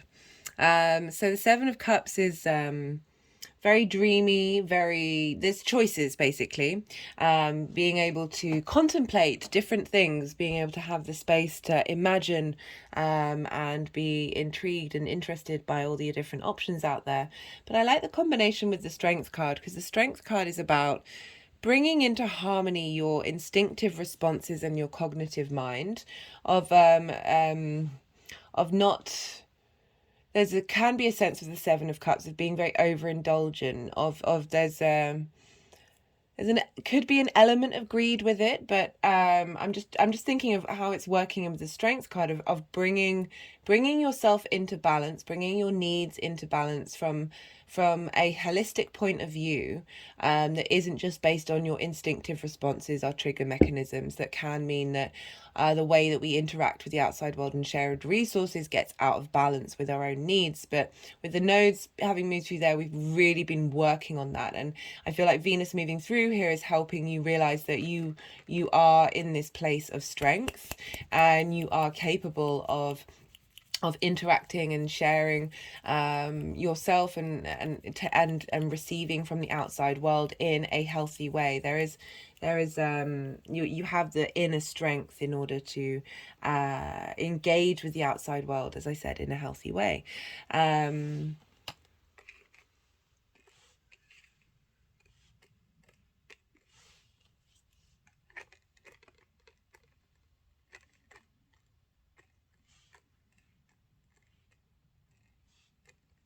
So we have for when Venus is conjunct Juno and the North Node.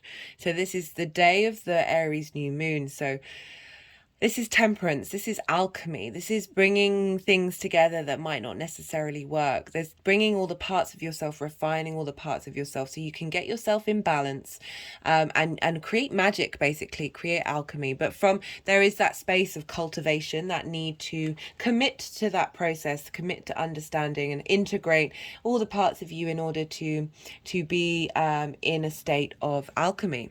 Very much about self-examination, and sort of examining every single part of who you are, and working out the dynamics that you have with sharing your resources and how it's based on your values, which and with this conjunction with Juno, what are you committing to moving forward of being able to hold that inner strength from a place of balance in order to cultivate and refine who you are, cleanse what's going on. We've got the 2 cups here with water, and if you notice the water, and this is where the magic comes in, the water is flowing upwards into the cup. That once we have that sense of dedication and knowing of self, we free ourselves up into the possibilities of magic happening in the world and being in receipt of magic from the outside world. The 8th house is also, along with the 12th, very magical houses of bringing in, again, that's that shared resources with the universe, like that give and take of what's of the unseen world. It's not just the tangible world. We have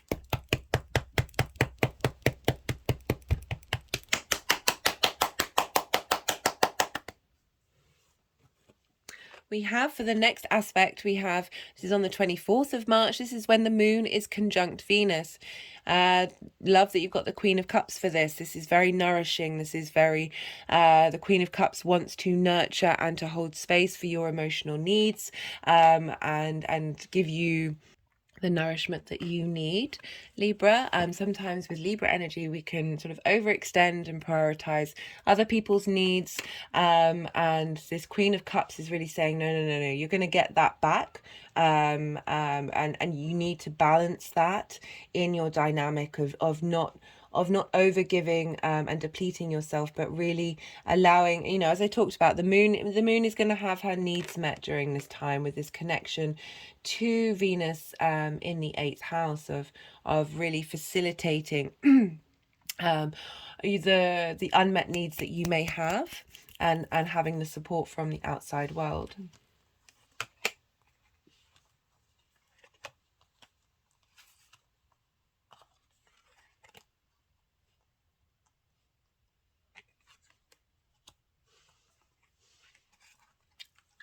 And an energetic release of that.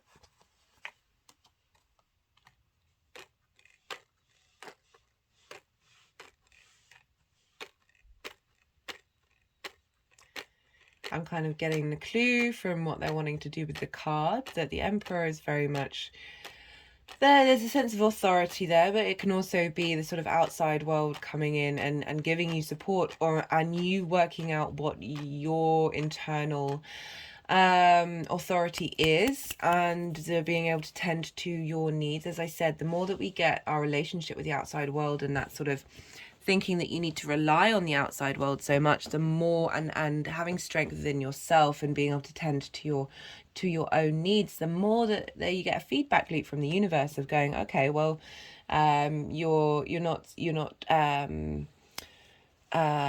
sort of clawing at it. We can then, the universe is a cosmic troll, will then start providing. Right, so we have when Venus is conjunct Uranus, we have the speed card. This is the fastest card in the tarot. This is about quick change, momentum. It's things, unexpected things happening. You just got to roll with it. You got to go with it. We're dealing with Uranian energy here, so there is this sense of movement here, a change of circumstances, and yeah, very much just also things coming in, ideas coming in, resources, how you interact with that, unique information of how you operate in that way. Interesting card. I'd love to hear what comes through quickly. You're dealing with Uranus, so it might feel disruptive, but we've got Venus involved here, and so yeah. I'd be interested to see what comes up for you, Libra, when I do the Uranus transit, hitting that exact degree point. So we have for Neptune sextiling Venus. So Neptune in your 6th house of work, health, routine, really facilitating what, this is also, we've got Mercury talking to the North Node and the Moon talking to the South Node. So I'm getting the sense of the community, because we're dealing with the 8th house, and the Hierophant card is linked into sort of community structures and community morals and ideas, very much linked into book religion, that there's structure that is supportive here, particularly because we have, for the final energies moving forward, and sorry, I'm just skipping, it's just to make this the Hierophant is also about being in receipt of wisdom and understanding your the where you need to give and where you need to take, and not letting it be at it not being a disservice to who you are. So having that imbalance of rather than caretaking others, and which is denying who you are and your needs, particularly because we're dealing with work and health, that there are certain structures that may need to come in place to get you to prioritize yourself. With the Hierophant, with my old deck that I use from the winter solstice to the spring equinox, which is today, it was the Guru card. So essentially being your own guru, really being able to tap into the support mechanisms that you have from the unseen world, in the tangible world, that that there's just the strength there of also being supported by your community. I'm getting that message more than I would in other times. So how these energies are moving forward.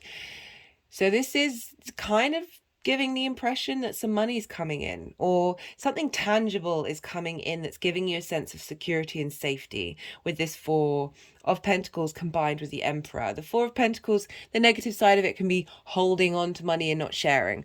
But with this Venus transit, she is a benefic. She likes to bring about prosperity in all areas of your life. That with this 8th house of that, there's something that's giving you structure and support. 4 is about power and stability, but with the Emperor of really having a sense of realizing of your own sovereignty, is helping you give the strength to be able to, you have the inner strength in yourself with that 4 of Pentacles, as well as the autonomy of the Emperor, that you are then able to have really healthy dynamics, sharing resources, and then that will have a knock-on effect. I mean, for some of you, I do feel like there's money coming in with that 4 of Pentacles, but aside from that particular version of looking at it,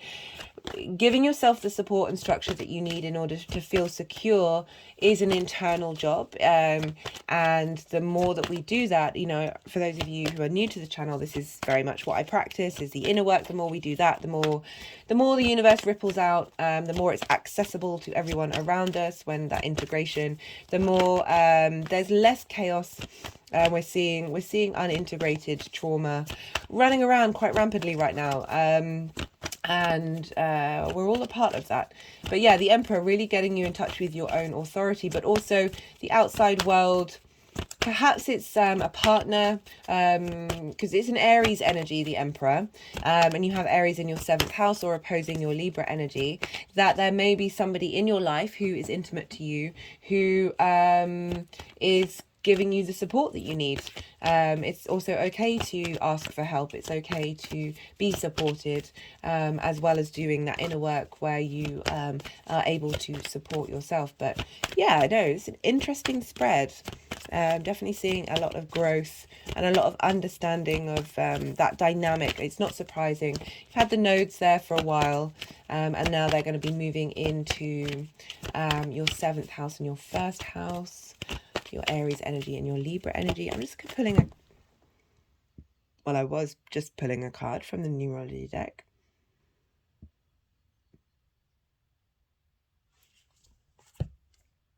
My hands have just gone over my heart. This deck has been feisty.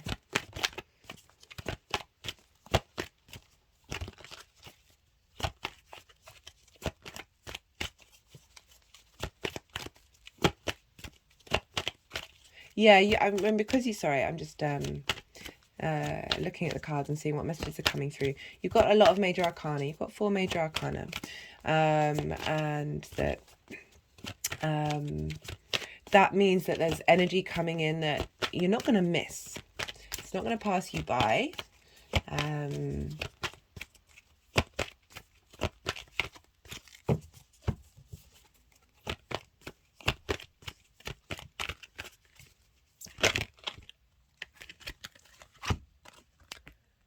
change card. Yeah, change of circumstances. Yeah, it's interesting starting with the Seven of Cups and ending with the Four of Pentacles. So with the Seven of Cups, like, there's a dreaminess, there's a sense of instability. You're not making choices. You've got the ability to make choices, but there's nothing tangible. Like, you see, it's covered in clouds. Your head in the clouds a bit. Whereas this is the opposite of that, of knowing what you've got and being secure in it.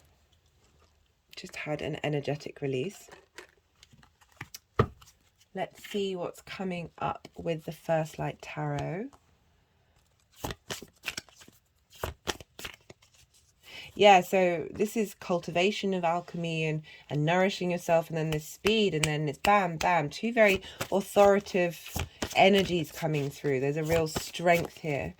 As I said, you've got a lot of support in that Aries area of your life. Jupiter, that's half the deck. Jupiter is really helping you level up. That energy will be moving into Taurus in May. Vibration, positive action. Nice, that's a nice confirmation. Just had an energetic release.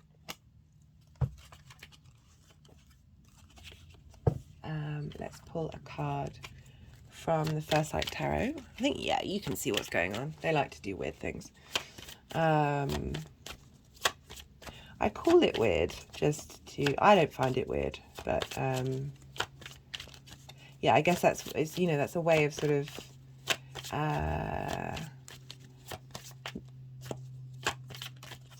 allowing things to be socially accessible. Libra energy is very much wanting, is, you know, it's the social Venus sign, wanting everyone to connect on a social level, wanting there to be flow and harmony, and there's a definite diplomacy vibe with Libra. Lots of politicians have Libra energy. Just not wanting, yeah, anyway, don't know why I'm talking about that.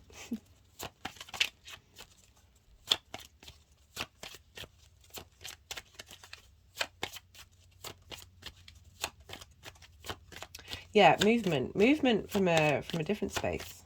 That has been pretty consistent for this Venus transit. As I said, it's activating all those eclipse points. This is powerful stuff. It blew my mind when I was going through the transit and seeing what Venus was doing. And then I was like, oh, those degrees look familiar. And double checked. It was quite something.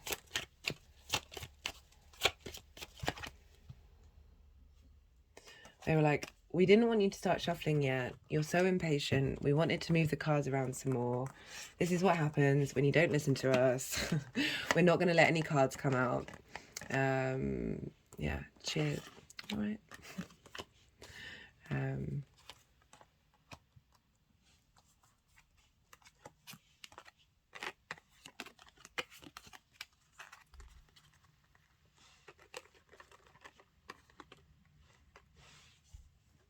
Well, they can't see those cards there, can they? Yeah, there we go. Yeah, if you haven't seen the introduction, I do recommend it. I read what that's about. It's a very powerful message coming through.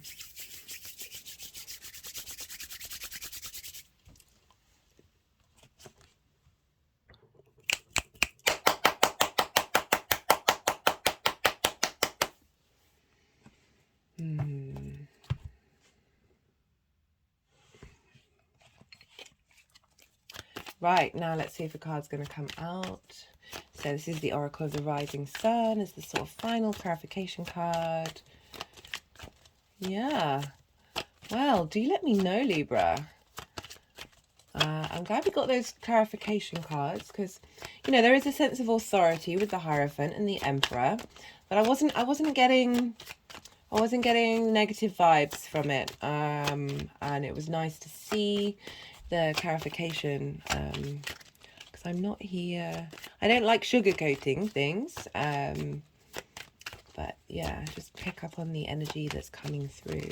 There we go. Vision. Sun in Pisces. I think the sun is just at the last degree of Pisces right now. Of, yeah, being able to see things differently. One more card. I love these cards. They really speak to me. And that's gone over the Strength card and the Seven of Cups. So, you know, Neptune, having all those choices, that Seven of Cups, there's a sense of overstimulation and not being able to have clear vision. And maybe feeling a bit lost. The Seven of Cups is an interesting one. There's lots of different readings with that one. But with the Strength card, really being able to have a clearer idea, clearer vision of who you are and how you want to be in the world. And therefore how you share your resources. And really working on that, whatever's coming in, if there's a thing coming in. But yeah, really focus on not...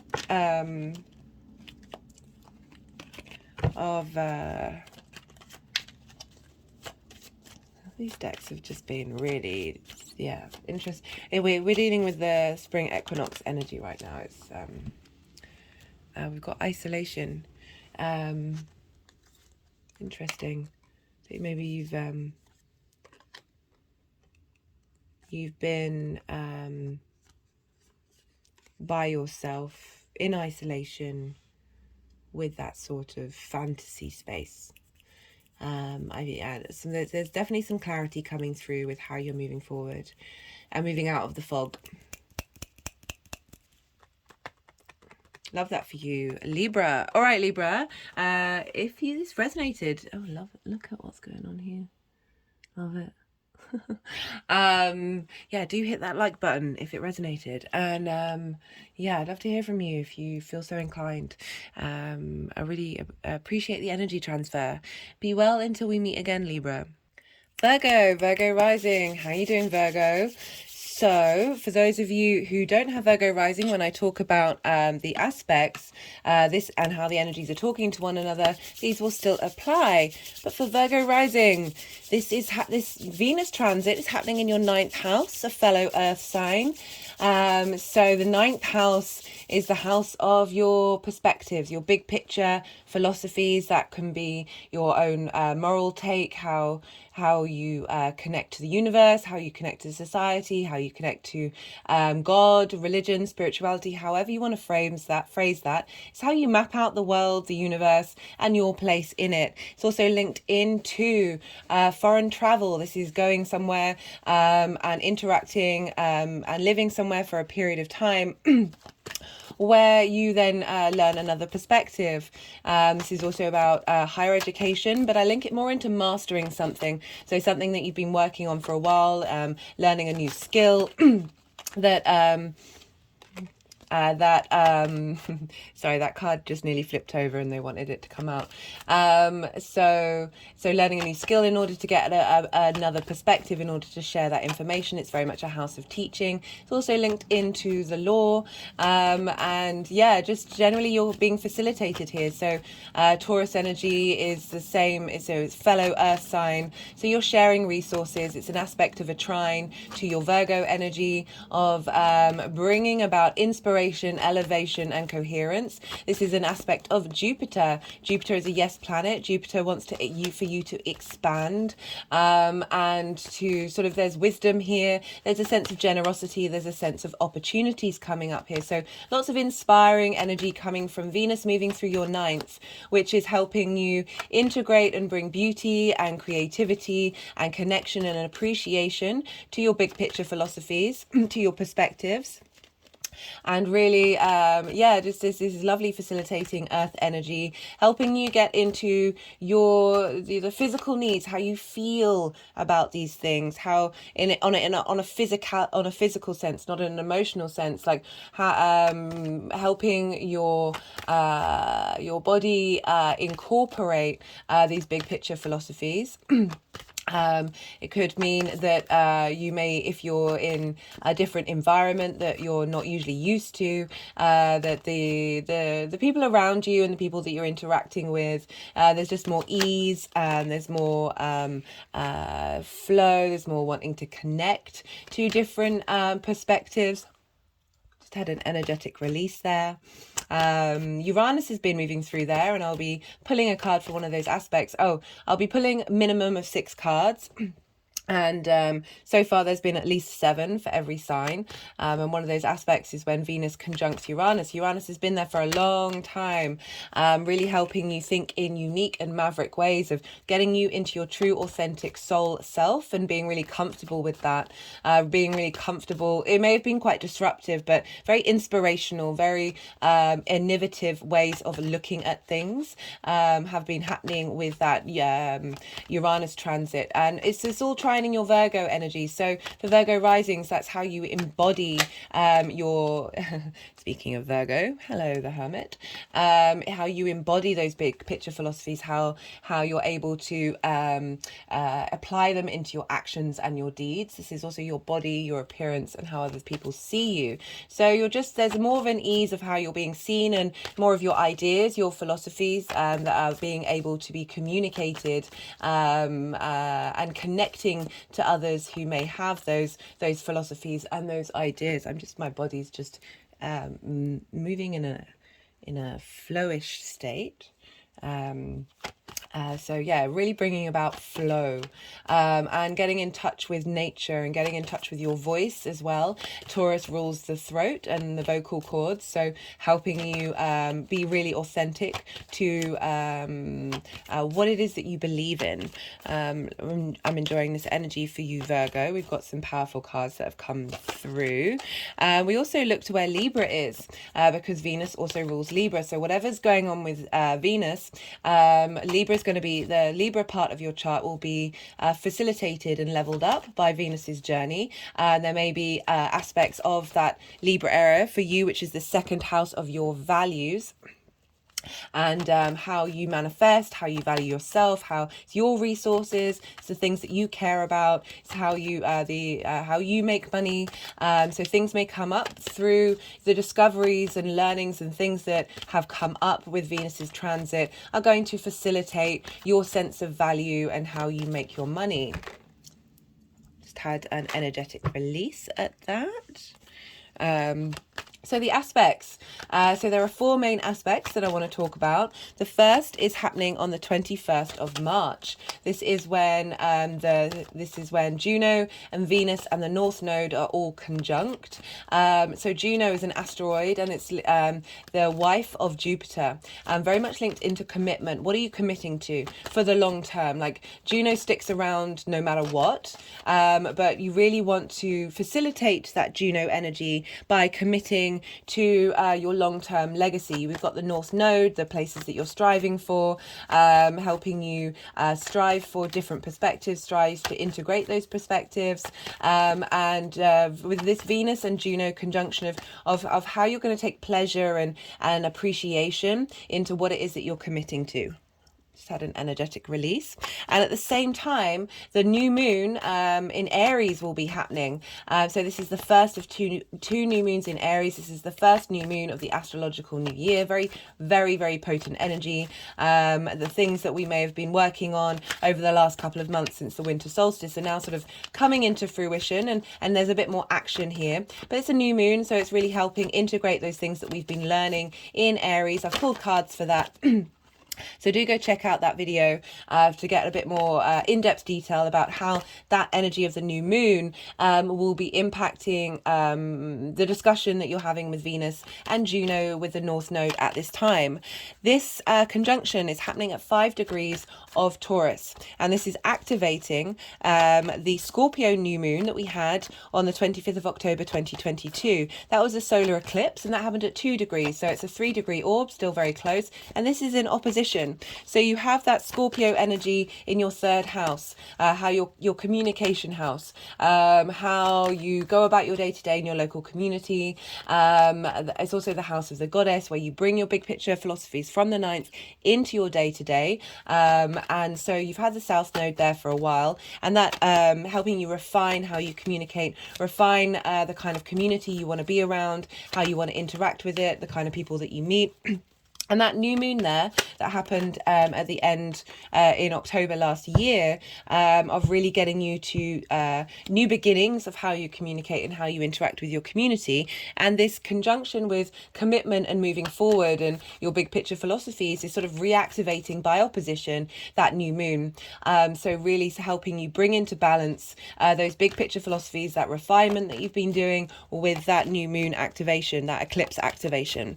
On the 24th of March, we have the moon conjunct Venus. This is lovely because the moon is exalted in Taurus. So this is the first time in a year that the moon has been in Taurus with Venus.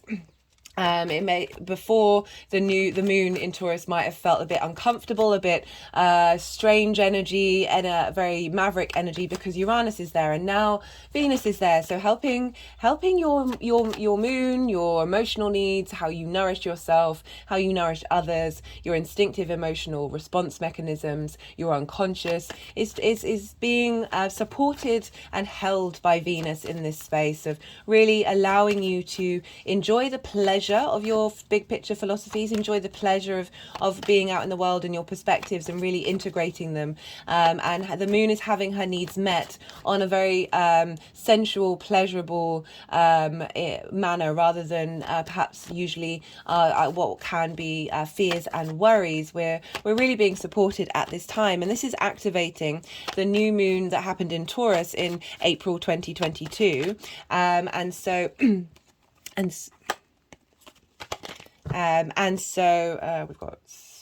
we've got 7 now, but let's see. No, they're done.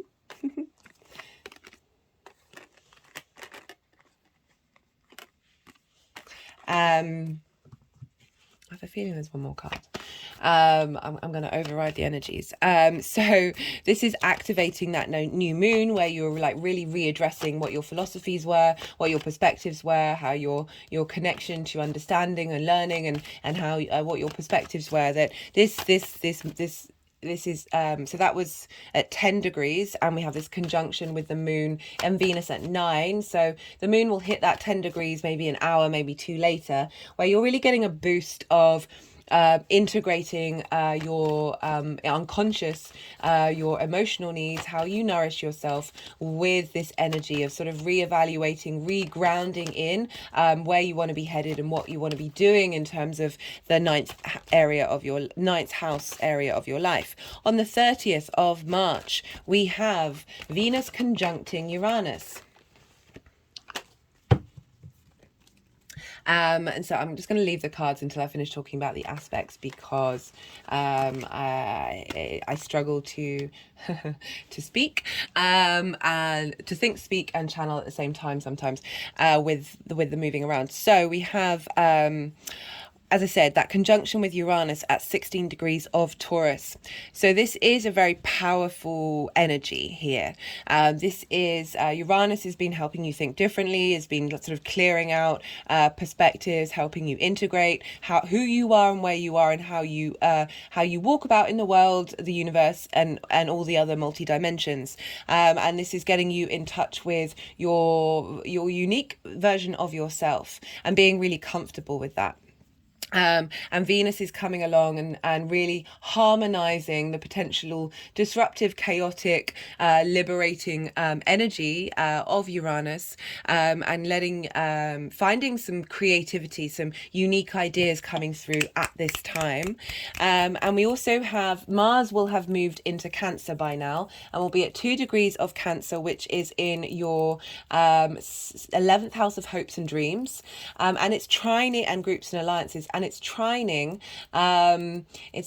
your it's trining the Pisces energy where Saturn is, which is in your 7th house of one-to-one relationships. So our embodiment of our emotional responses, Mars in Cancer, our motivations and drives, is that energy is feeding into Saturn in the beginning of its journey. I've pulled cards on this. Do go check out that series of how you want to interact on your one-to-one relationships, where you want to get your authority, your internal authority in balance. And this is by sign sextiling both of these. So Cancer and Pisces are either side of the Taurian energy by sextile. So they're 2 signs over each way. And so this energy, this trine energy, this inspirational energy of Jupiter, of wanting to expand and grow and provide opportunities and elevate and bring in wisdom, is funneling into Uranus and Venus at this time. And giving support to the creative energy that's coming about during this conjunction. And this is activating the Taurus full moon that we had on the 8th of November 2022. This was a lunar eclipse, and this was at 16 degrees, and I think it was 49 minutes. So it's in the 40 something. And this was a very powerful full moon. I said in the video at the time, because Uranus was retrograde at the time of that Taurus full moon in November, that when Uranus goes direct and goes over that degree, which it won't be on the 30th, I think it's on the 3rd, so not long after of when it'll hit that exact degree point, that's when we might see these shifts, these change, this big light bulb moment, this eureka moment, or things falling away. But it's this culmination of what it is that you'd been working on since April 22, of your philosophies, of your perspectives, of your desire to learn and integrate and expand. This was activated by the Leo full moon that happened 2 new moons ago, that was at 16 degrees of Leo, because you looked to what was going on around that time to see what was coming up, because that was squaring the eclipse point. With squares, we get things brought into manifestation, into reality, and it was kind of giving a hint at the cycle of how things were manifesting. The final aspect is happening on the 7th of April. This is when at 25 degrees of Pisces, Neptune is sextiling Venus at 25 degrees of Taurus. This is beautiful. Really creative energy is sextile again, aspect of Venus wanting to bring beauty, creativity, appreciation, connection, love, this sense of harmony and ease. Between these two energies, Neptune, the phrase that I have is everything all at once. It's bringing in everything that we see and everything that we don't see, all the multi-dimensions, all the magic of the universe, I see it's the ocean of the wealth of the ocean of the universe's creative ocean that we're able to tap into. Saturn's just moved in there.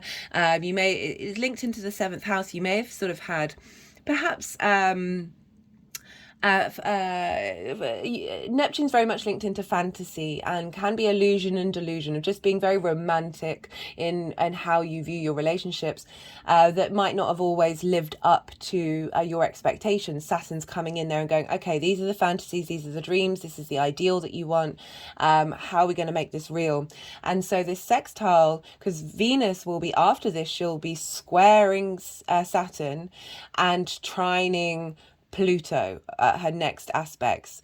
So with this inspiration that's coming from Neptune, that's feeding into Venus and vice versa, is going to start manifesting in more concrete terms in how Saturn's going to move through the sign of Pisces. So very magical time, very inspirational time. It's 2 night yin signs, so very receptive, like cultivating the magic, tap into the high priestess. At the same time, Mercury will have ingressed into Taurus, conjunct the North Node, the messenger of gods, how we communicate, talking to the North Node about where we're heading, where we want to strive for. Same time, the moon is conjunct the South Node in Scorpio. So helping your emotional needs, your instinctive responses, your unconscious, tap into all of that journey that you've been going on with the South Node in Scorpio of refining how you communicate, how you want to walk about in your day-to-day, what it is that you want to give to the community or what you want back from the community. And this is all activating the Scorpio full moon that happened on the 16th of May 2022, which was a lunar eclipse, and that was at 25 degrees as well. So that was happening in your third house. So this is opposing that and really bringing in, so okay, what realization, what culmination did you have with that full moon, and how is it now being applied in your big picture philosophies, and really being able to expand on those philosophies, expand on those perspectives. Loving this for all of us. That's such an interesting aspect to come about. So we've got cards here. Let's see where they want to go. The energies are going to be moving these around. Let's see how this wants to.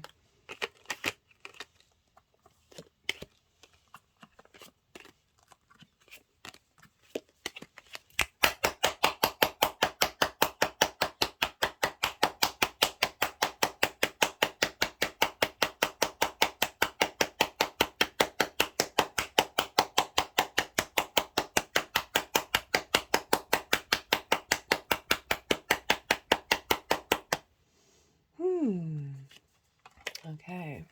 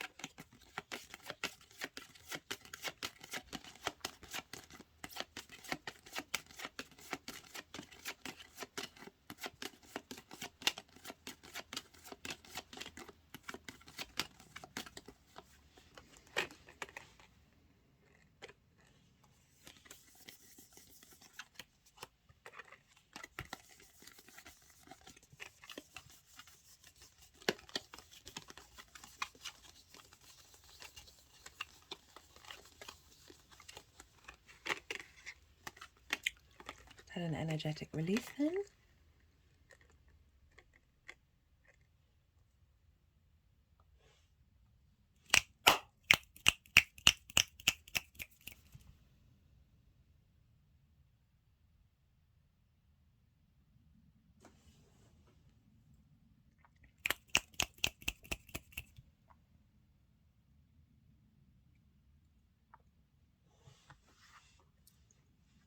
So I'm going to start off, they might move these around, but I like how you've got the 10 of Wands and the 10 of Cups, so shifting gear. We've got the 10 of Wands, and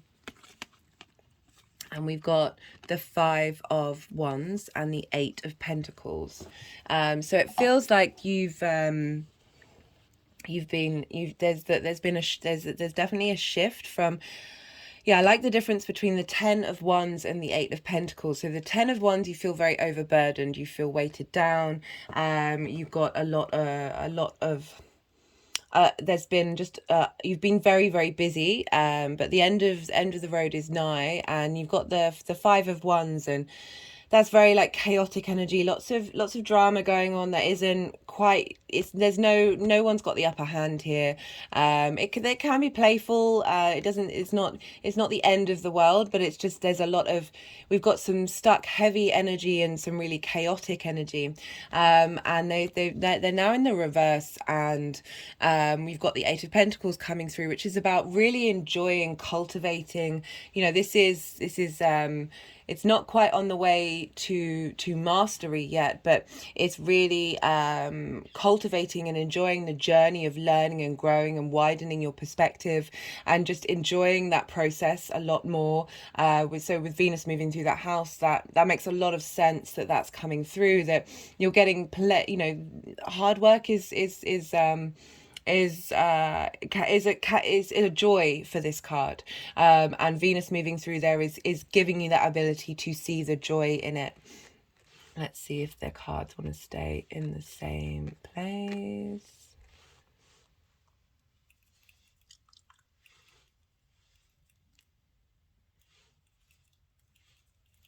So they're just moving from the Lovers to the Eight of Pentacles.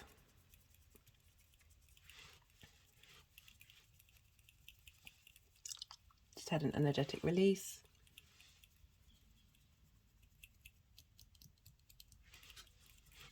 Venus is then going to move into your 10th house of career. So this is what we do in the 9th house helps cultivate and give strong foundations to a life purpose and where we're headed. And there's also Jupiter's going to be moving into your 9th in May. But anyway, back to Venus. So we've got the Virgo card. This is the 21st, when Venus is conjunct Juno and the North Node. It's also the same time as the Aries new moon. So recommitting to things. I feel like you're recommitting to yourself with this Hermit card, as it is the Virgo card. Particularly coming up with the 9th house, the Hermit is happy to go inward and study and learn and grow and cultivate, in order to then be able to go out in the world and share it. But we do sometimes need that space of really being in one particular energy. And I like that you got the Hermit card after these cards, where it's overloaded and lots of other people and other stuff, and just feeling very overextended. The energy coming through of wanting to commit and bring this energy through, of really being able to cultivate your own space and drowning out the noise from the outside world. You've got a lot of stuff going on in your 8th house of shared resources, the outside world, really helping you work on your interaction and how you share your resources and what you get back out from it.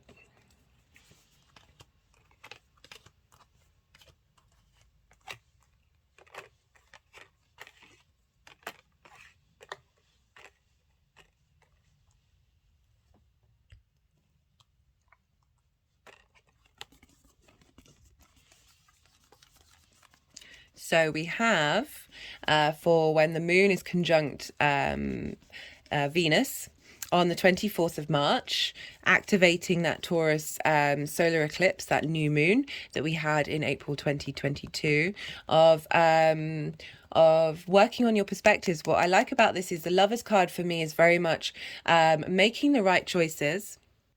It's the Gemini card. It's linked into duality, but really being able to from a very grounded space with this work that you're doing on your big picture perspectives of making the right choices long term, and the moon communicating to Venus and saying, this is what I need on an unconscious level, this is how I want to integrate it, and this is how I want to move forward, and really being able to the choices that you're making around this time having a knock-on effect to your long-term goals. So we have for the 30th of March, this is when Venus is conjunct Uranus, and we've got the King of Swords. So interest of clear ideas coming through. This is also linking into your 11th house of hopes and dreams, groups and alliances, and your 7th house. Oh, sorry, they're just my hand is like this. over my heart chakra, and they're just sort of jogging up and down, and trining Saturn, of your one-to-one relationships, of really being able to be clear in your authority, based on your perspectives, with your one-to-one relationships and how that can move forward. But yeah, really very, very sure. The King of Swords is very sure of themselves. There's a conciseness, there's a clearness, there's a clarity coming through, with Venus talking to Uranus. I love this. I really like this. And also it's activating that full moon in Taurus. That very, very potent energy of the culmination of what you've been working on, and how you've been really being able to have a sense of authority, in with a big picture perspective, as I said, with that clarity. For the 17th of April, when Venus will be sextiling Neptune in Pisces in your 7th house, this is, as I said, this is talking about, this is leveling up, right? So the Death card is about acknowledging what you need to let go of in order to move forward and start the cycle of life, death, and rebirth again. This is the rebirth. This is having let go, having integrated, having leveled up all the parts of you. Your soul is now moving up a vibrational level, which is not surprising, because look, we've got the 10 of Wands here and this chaos energy here, and then we've got the 10 of Cups after this sort of this shifting gears, this leveling up of vibrational levels, that we've got this very supportive energy. They've got the 10 of Cups. It's one of the most positive cards in the deck, that it's really it's success. It's feeling that that embodied connection and appreciation of your life.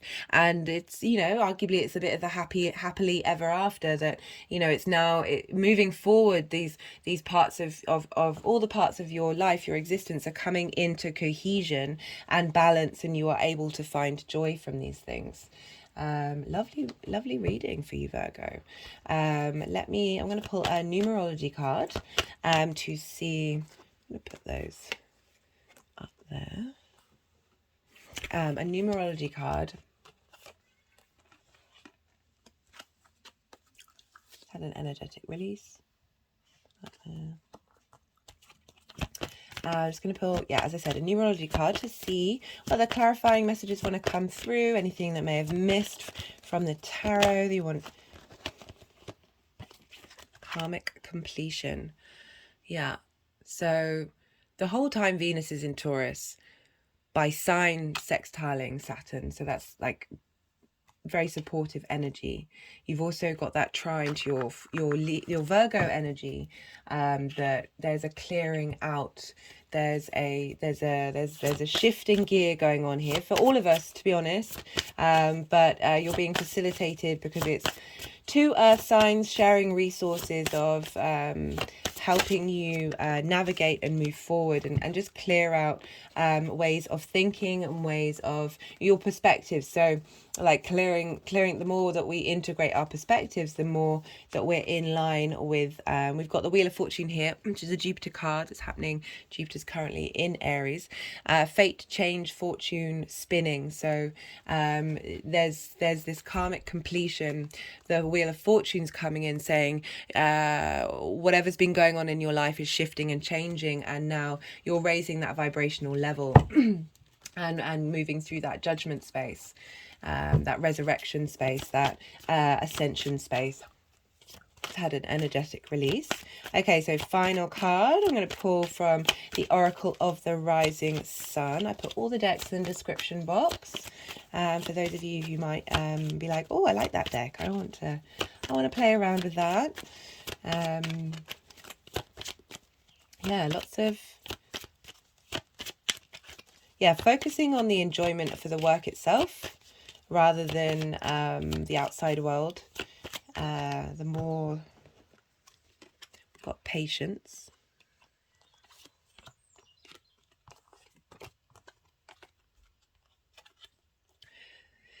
Yeah, maybe it's been a long time, a long while, many lifetimes, for that energy to get cleared. Oh, it's had an energetic release. You know, I'm recording this on the spring equinox. It won't be moving into Aries until, I think it's like 12:40 p.m. for GMT time today. And the moon is in its balsamic phase. I talk about this in the spring equinox video. Really great time for energetic releases, karmic releases.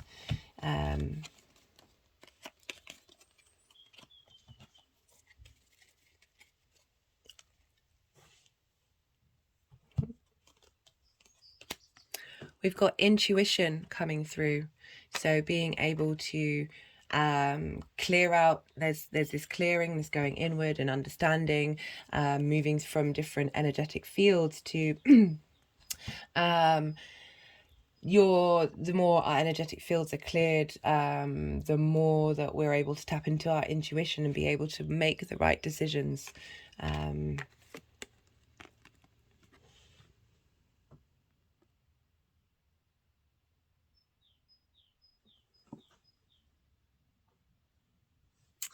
Right.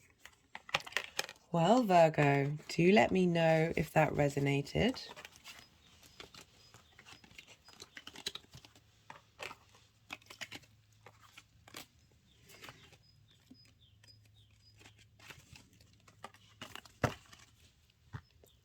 Just had several energetic releases with that. Do let me know if that resonated. Yeah, love to hear from you. Be well until we meet again, Virgo. Leo rising. How you doing, Leo? So for those of you who don't have Leo rising, when I talk about the aspects and how they're talking to one another, this will still apply. It'll just, as I said in the introduction, just be in a different area of your life. For Leo risings, you're having Venus move through your 10th house. The 10th house is the house of life purpose, career, how the big outside world sees you. And this is squaring your Leo energy. So the square is an aspect of Mars. Oh, that's left over from the previous reading. I do clear all the decks energetically, just so you know. This is squaring your Leo energy. Aspect of Mars. Mars can bring about conflict, frustration, drama. But, when it does, it's usually highlighting where we need to bring things into balance. But also very much to do with friction. We need friction in this 3D linear time frame in order for things to come into force, to come into manifestation. So squares are very powerful energies. So we've got this Venus transit moving through your 10th house. There's more of a sense of ease, a sense of a desire to bring about some creativity to your career, your life purpose, helping you get inspired about your life purpose if you haven't worked that one out yet, or facilitating the growth of where you're already at. She brings about beauty, creativity, harmony, a sense of appreciation. Perhaps you are going to feel more appreciated in your job, in your career with sorry, I'm just having an energy reaction to that being appreciated in that area of your life. Maybe that some women reach out to you and show their appreciation as Venus is very much linked into the feminine dynamic. A lot of lovely support, Venus moving through here. She's going to be talking to Uranus and perhaps smoothing over some of the chaos that may have come about because of Uranus transit. There's quite a lot of weight to this transit, this Venus transit. As I said in the introduction, this is activating a lot of eclipse points that have been going on. You've had the eclipses in your 4th house and your 10th house. So getting into balance between your home life and your career. And now Venus, for the first time in a year, is moving through the sign. So we've done a lot of eclipse work since she's last been there. And now she's comfortable in Taurus. She knows what she's doing. She's helping you get in touch with what you care about, how you physically and sensually connect to your career, getting more enjoyment out of your career and your life purpose. Just had an energetic response to that. Yeah, there's just a sense of levity with when you have a benefic moving through a sign. Yeah, Venus wants to help you out, so she's going to be facilitating your enjoyment with that area of your life. And so because Venus rules Libra, we look to what happens to the ruler of signs has an impact on the signs themselves and the houses that they fall in.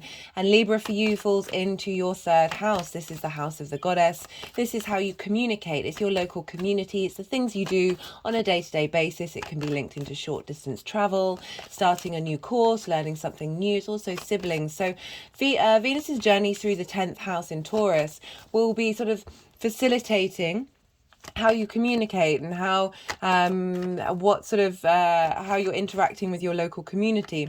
So Venus and Taurus and Libra, they in conjunct one another, and this is the same for everybody. So there is this sense of there might be but we're dealing with Venus on Venus here, so you're getting unique perspectives come through that just have they have different intentions, different vibes, so different modalities, different elements. But with the Venus transit, she's sort of fusing these together and helping you be able to think more creatively about how you communicate, how you want to be out in your local community. Now, Libra energy sextiles Virgo energy. So again, that's an aspect of Venus wanting to bring beauty, harmony, creativity, a sense of appreciation. There's an ease, there's this creative momentum with sextiles. So what's going on in your third house, your local community, is going to be facilitating and feeding inspiration into how you embody yourself, how you embody your life's purpose. Just had an energetic response around the root chakra and the sacral chakra. So that's the kind of energy that's going around at the moment. And now let's talk about the 4 aspects. So I'm going to be pulling a minimum of 6 cards. So far it's been at least 7 for everybody. I won't read the cards until they're all out and I finish talking about the aspects, and I'll reiterate what the aspects are about when I'm bringing in the cards, so we just have a little bit more learning and understanding going on, so we can really sort of work with this energy. On the 21st of March, this is when Venus will conjunct Juno and the North Node. So this Juno's an asteroid and is very much linked into commitment. It's one of the things that I look for when dealing with synastry in relationship charts of also, it's not just it's your friendships, it's anybody else in your life, of looking to where the Junos are and seeing how they're talking to other parts of the chart, because it does represent commitment. Juno was the wife of Jupiter, and she stuck around through thick and thin. So it's really asking you to be mindful about what it is that you want to commit to, and really think about the long term, how you're going to commit to your career and your life purpose long term, because it's also conjunct the North Node, which can be where we're headed. Very powerful energy. It can exaggerate the energy that it's near. It's, the nodes are linked into eclipses. So it's really a big energy happening here of bringing pleasure to your commitment to your work. So this is also happening at the same time as the Aries new moon, which is happening in your 9th house of your big picture philosophies. I've pulled cards on that in a different video, so do go check that out for another layer of what's going on here, because your 9th house feeds into your 10th house. You're getting to level up your big picture philosophies and how that's going to affect your career and how you want to move about in the world. So very facilitating. This is also, so that's at 5 degrees of Taurus, and this is activating a Scorpio new moon, which was a solar eclipse that happened on the 25th of October 2022, and that was at 2 degrees. So we're 3 degrees away from that 2 degrees, but it's still very potent energy. It's still a very tight conjunction. 3 degrees is they're still essentially on top of each other. And that new moon happened in your 4th house of your home, your private life, your ancestors, your parents, the roof over your head, the intimate part of who you are. And so what was going on around there, the new intentions that you set, the new dynamics you wanted to have in your home life, in your private life, your intimate space. This commitment, this is opposite that in Taurus, in your 10th house. that what you've been cultivating in your fourth, you can now bring into balance with your career, and really harmonize those two energies, that your life purpose is more in tune with what it is that you need from your intimate part of your life, and getting them to work together. On the 24th of March. Don't worry, all of this is going in the description box, so you can go and check that out, maybe write it in your diary, and then sort of think about, see what comes up during this time. On the 24th of March, the moon will conjunct Venus. So the moon's been through Taurus for a year now, with Uranus only. Definitely, you know, very electric, very potentially agitating energy with the moon and Uranus together, but now we've got Venus there, and she is really, so the moon is exalted in Taurus. So what does that mean? So the moon rules Cancer. Cancer is linked into the first water sign, our emotional connection to things, our emotional needs, how we nourish others, how we nourish ourselves, our unmet needs, our fears, our worries, our need for safety and security.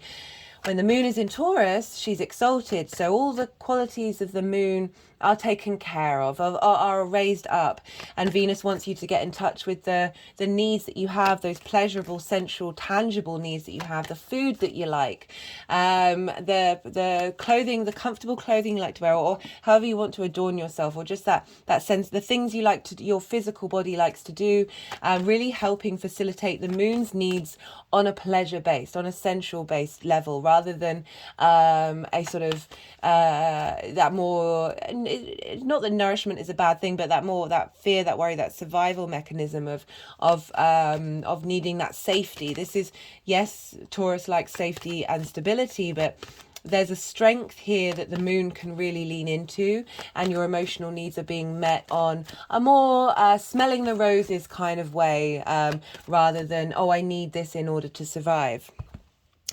And this is at 9 degrees. And this is activating the Taurus new moon that we had in April 2022 that was at 10 degrees. That was a solar eclipse. So that was a new moon in your career house. And now the moon's coming along and saying, okay, where have you leveled up? How have you integrated your emotional needs? How can we now raise up and elevate where your life purpose and where you want to do, and how your emotions and your instinctive needs connect to that in a creative, beautiful, harmonious way. On the 30th, we have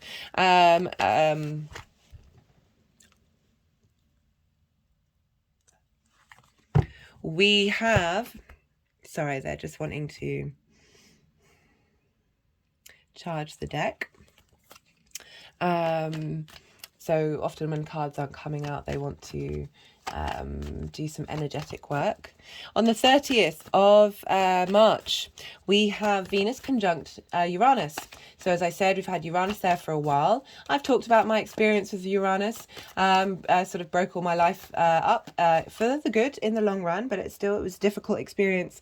The Venus is coming along after, you know, the majority of the transits with the nodes in Taurus and Scorpio. It's not quite finished yet, but it's not far off. That Venus is helping integrate and bring inspiration and creativity and harmony and connection and appreciation to what Uranus has been doing, but sort of smoothing over those edges. There's lots of also the capacity of thinking very uniquely, lots of innovative, out of the box ideas coming through very quickly. That, you know, Venus likes the arts, likes creativity, really helping those two talk to each other and being able to think differently in a way that brings you appreciation and pleasure at the same time. So there's more of an ease to it than the sort of the chaos that can be with Uranus. And this is happening at 16 degrees. At the same time, Mars has moved into Cancer, your 12th house, your hidden house of magic, mystery, the hidden parts of yourself, and is trining Saturn in Pisces in your 8th house of shared resources, and really being able to embody what you need from an unconscious level, Mars and Cancer, and feeding that into how you share your resources with the outside world. What are you getting back from the outside world and how to bring those into balance. And that's all feeding by sign in terms of a sextile. With sextiles, you kind of need a smaller orb because it's a very subtle energy, but we're still getting an even subtler, more quantum energy come through with these. So Cancer and Pisces are either side by sextile of Taurus. So we're forming a trine and 2 sextiles energetically here at this time while Venus is talking to Taurus, really facilitating. There's a lot of magic with the 12th and the 8th house, so this is all feeding into your career life. Helping you think differently, helping you find your path, elevate your path, really go on, be able to have the strength and the desire and the appreciation of going on your own path in your life purpose journey. Sorry if I sound like I'm shaking, because I am, having an energetic response to that. And so not only do we have that going on, but, you know, I said that conjunction was at 16 degrees. We had a Taurus full moon, which was a lunar eclipse on the 8th of November, 2022 at 16 degrees. And I think it's like 48 minutes. I said in that video, this is when the moon was conjunct Uranus exactly. That Taurus full moon. So I said, so full moons bring about a culmination or an ending of things. And I said in that video, look, you're probably not going to see it because at the time Uranus was retrograde. So when we have retrogrades, this is a do-over, this is a revisiting, this is giving you hindsight and able to revise and take new steps and go in different directions. I said in that video, this may not manifest, this big change, this eclipse change, until Uranus hits the exact degree that it was at during that eclipse. So that's going to happen on the 3rd of April. I'll be doing a separate video for that. And we also had the full moon in Leo, which was at 16 degrees of Leo and 16 degrees of Aquarius, activating, squaring off that eclipse. It's a square, so that's when things manifest into the world. So there would have been things that come up during that time. There would have things that would have come up during that time that I just would like showing you the direction that you're heading, showing that sort of where that culmination is going to go and where it's headed. And so you had so there's a lot of fixed energy going on at the moment. So that's a full moon, that culmination of your career and of what it is that you want and where you're going, and maybe changes that are going to happen that are going to be activated by, you know, Venus coming along and just, you know, bringing a sense of ease to that change, to that culmination, to that inspiration. On the 7th of April, we have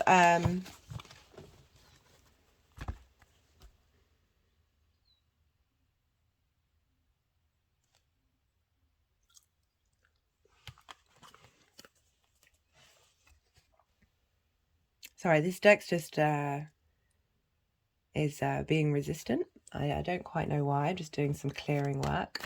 So on the 7th of April, we have really, I love this. I've talked about this quite a few times now. I'm now 10 signs into 12 signs, and every time I talk about it I get excited. This is lovely. So this is on the 7th of April when at 25 degrees of Pisces, Neptune will be sextiling Venus at 25 degrees of Taurus.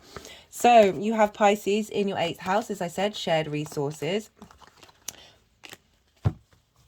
really helping you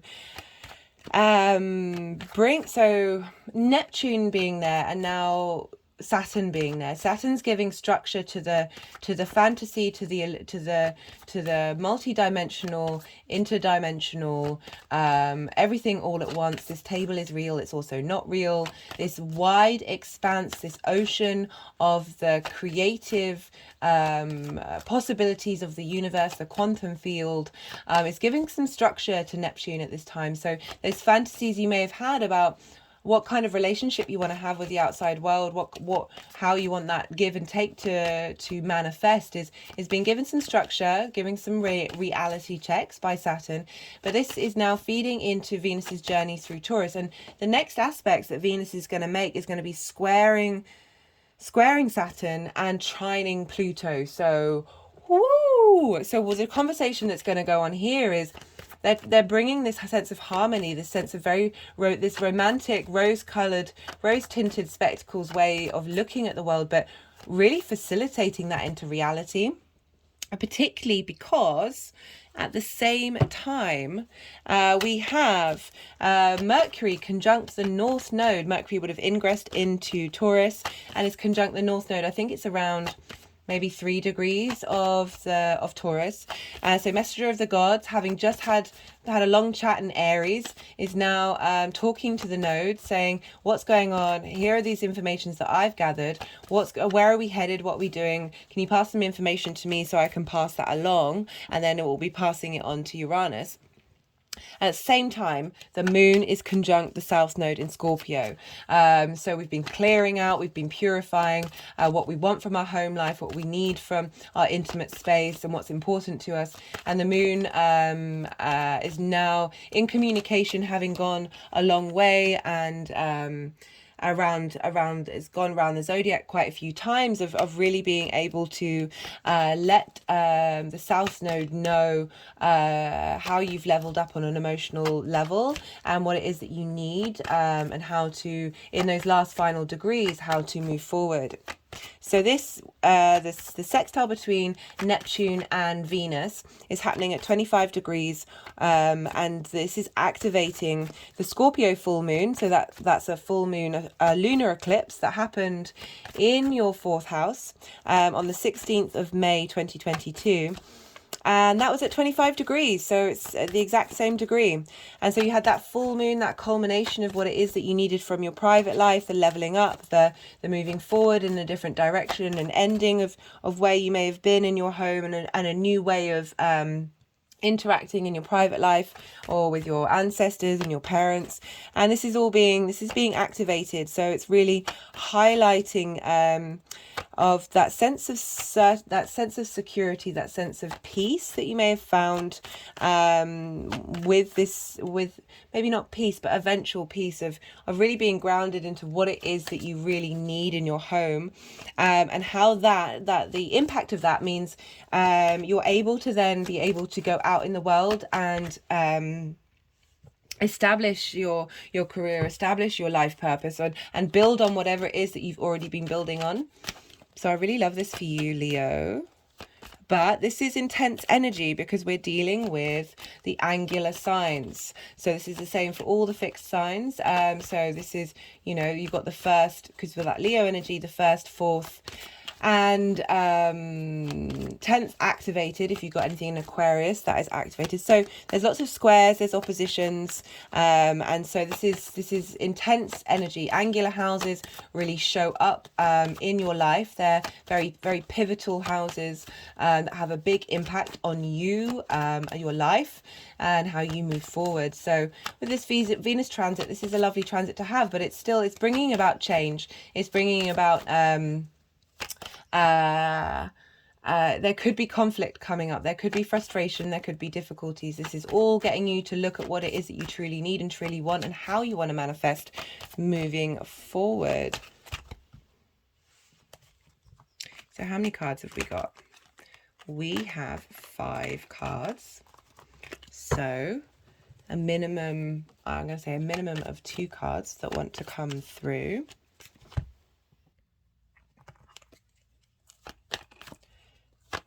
Yeah, as I said, we're dealing with angular houses. You're dealing with fixed energy. Fixed energy can be stubborn. It can be resistant to change, and you've had a lot going on.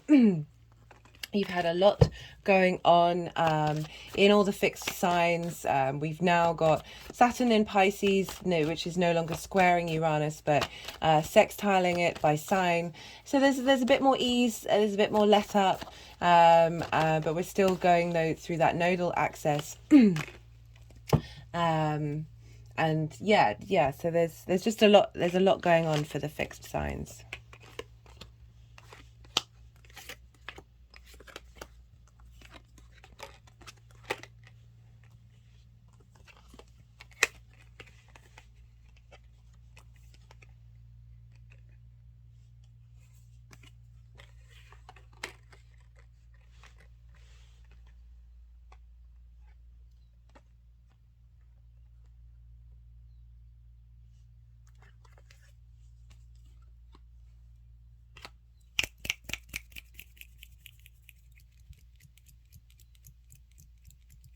yeah, do bear with me. I'm probably going to be a bit quiet for a moment while I let the energies do what it is that they need to do in order to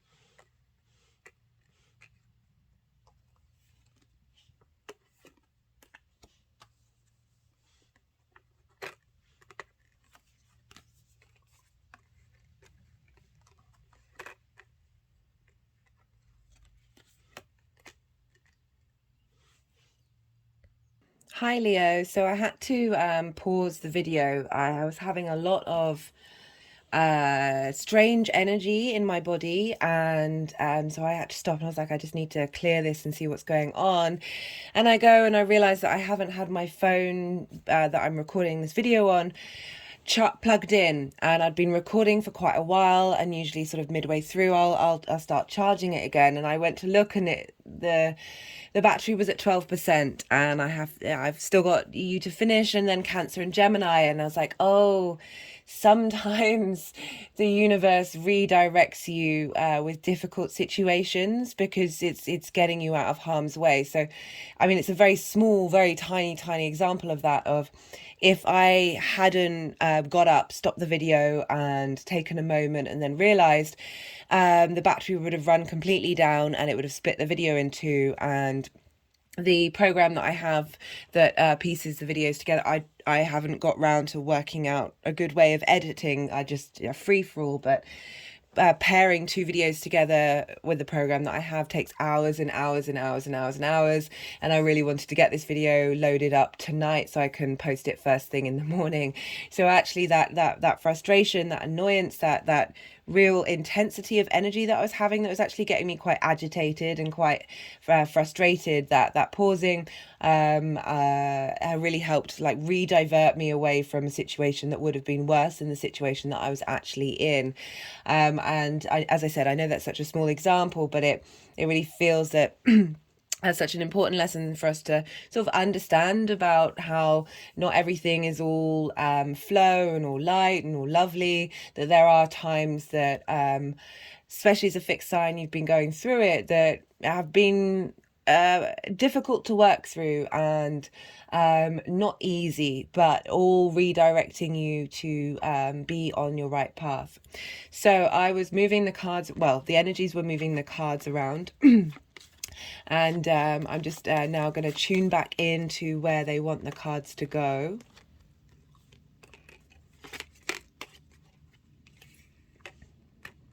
So do bear with me a moment, Leo.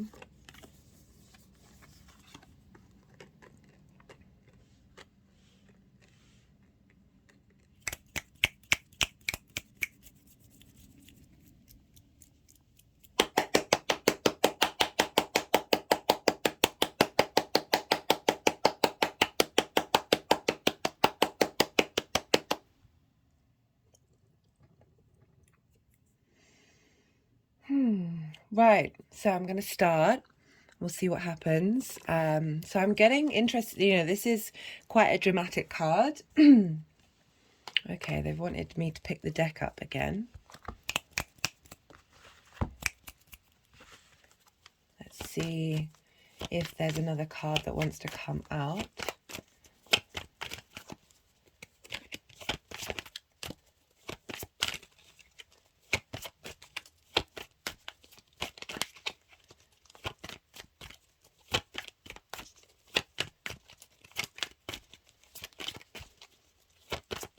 Yeah, it's been quite interesting doing these recordings around this very potent spring equinox energy. We've also got the moon currently at the time of recording in Pisces in its balsamic phase of sort of clearing things out.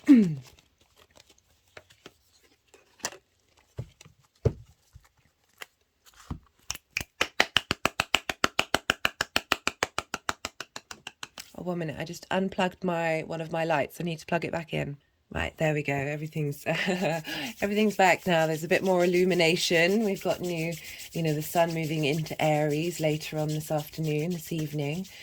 So with the Venus journey,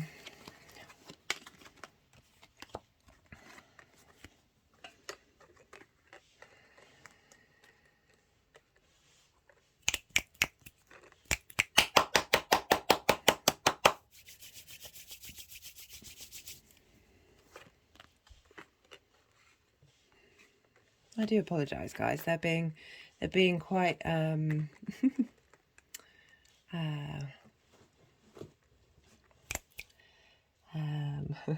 being playful. They're being playful.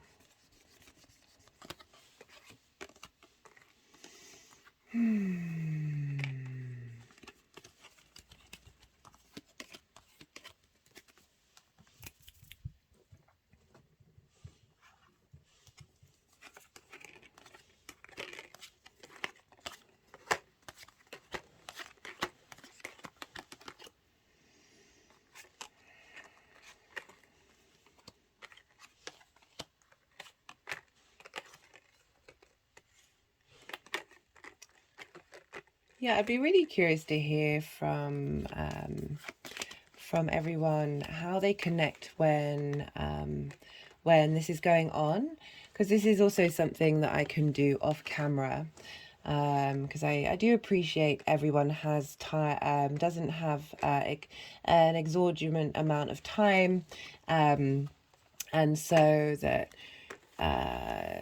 this is because often I pause between each of the readings, and sometimes I'll do some energy work then just to add to what's been going on. So it's not something that I mind doing. So I'd be really curious to hear from you all, like how is it that you resonate with these moments when this is all going on.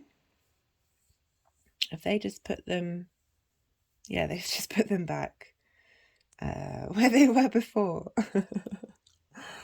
Oh, right. I'm going to start. I'm going to put my foot down. So we have...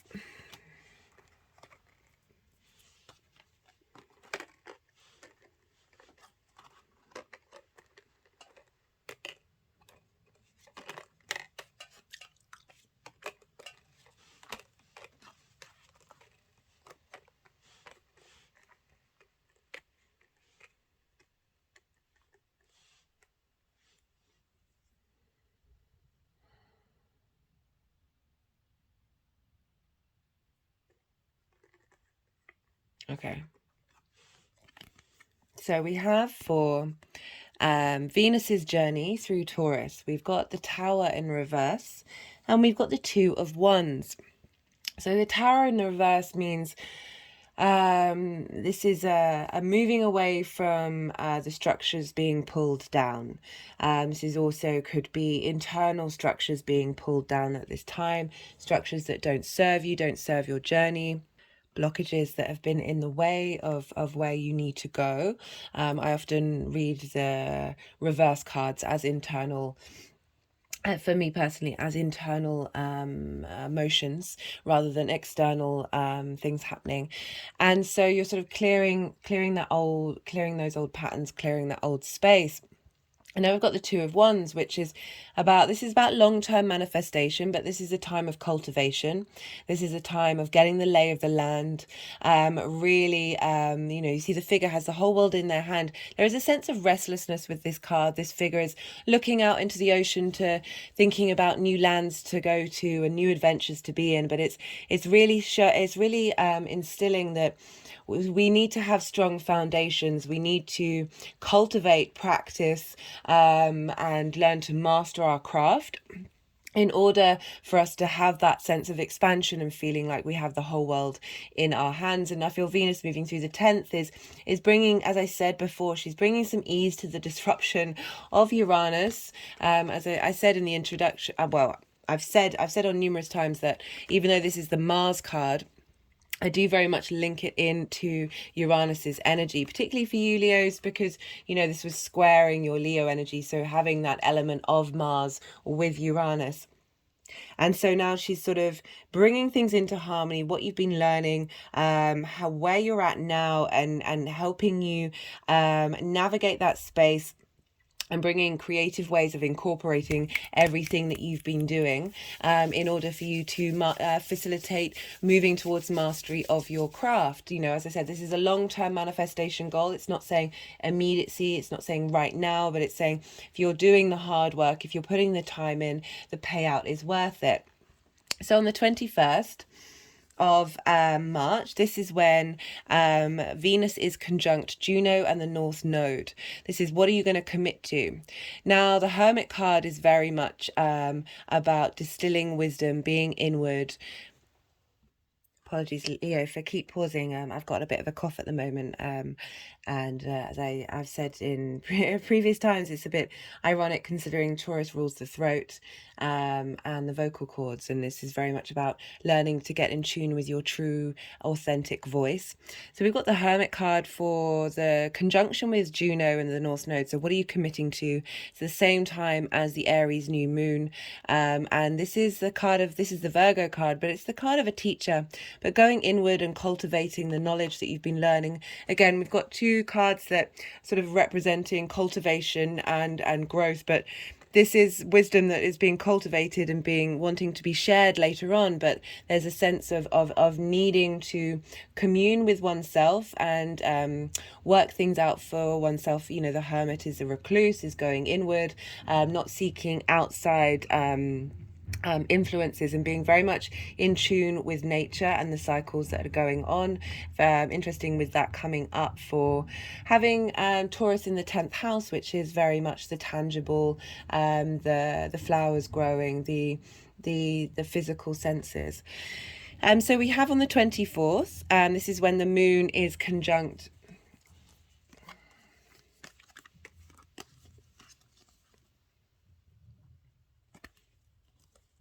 This is the most playful they've been in this reading, Leo.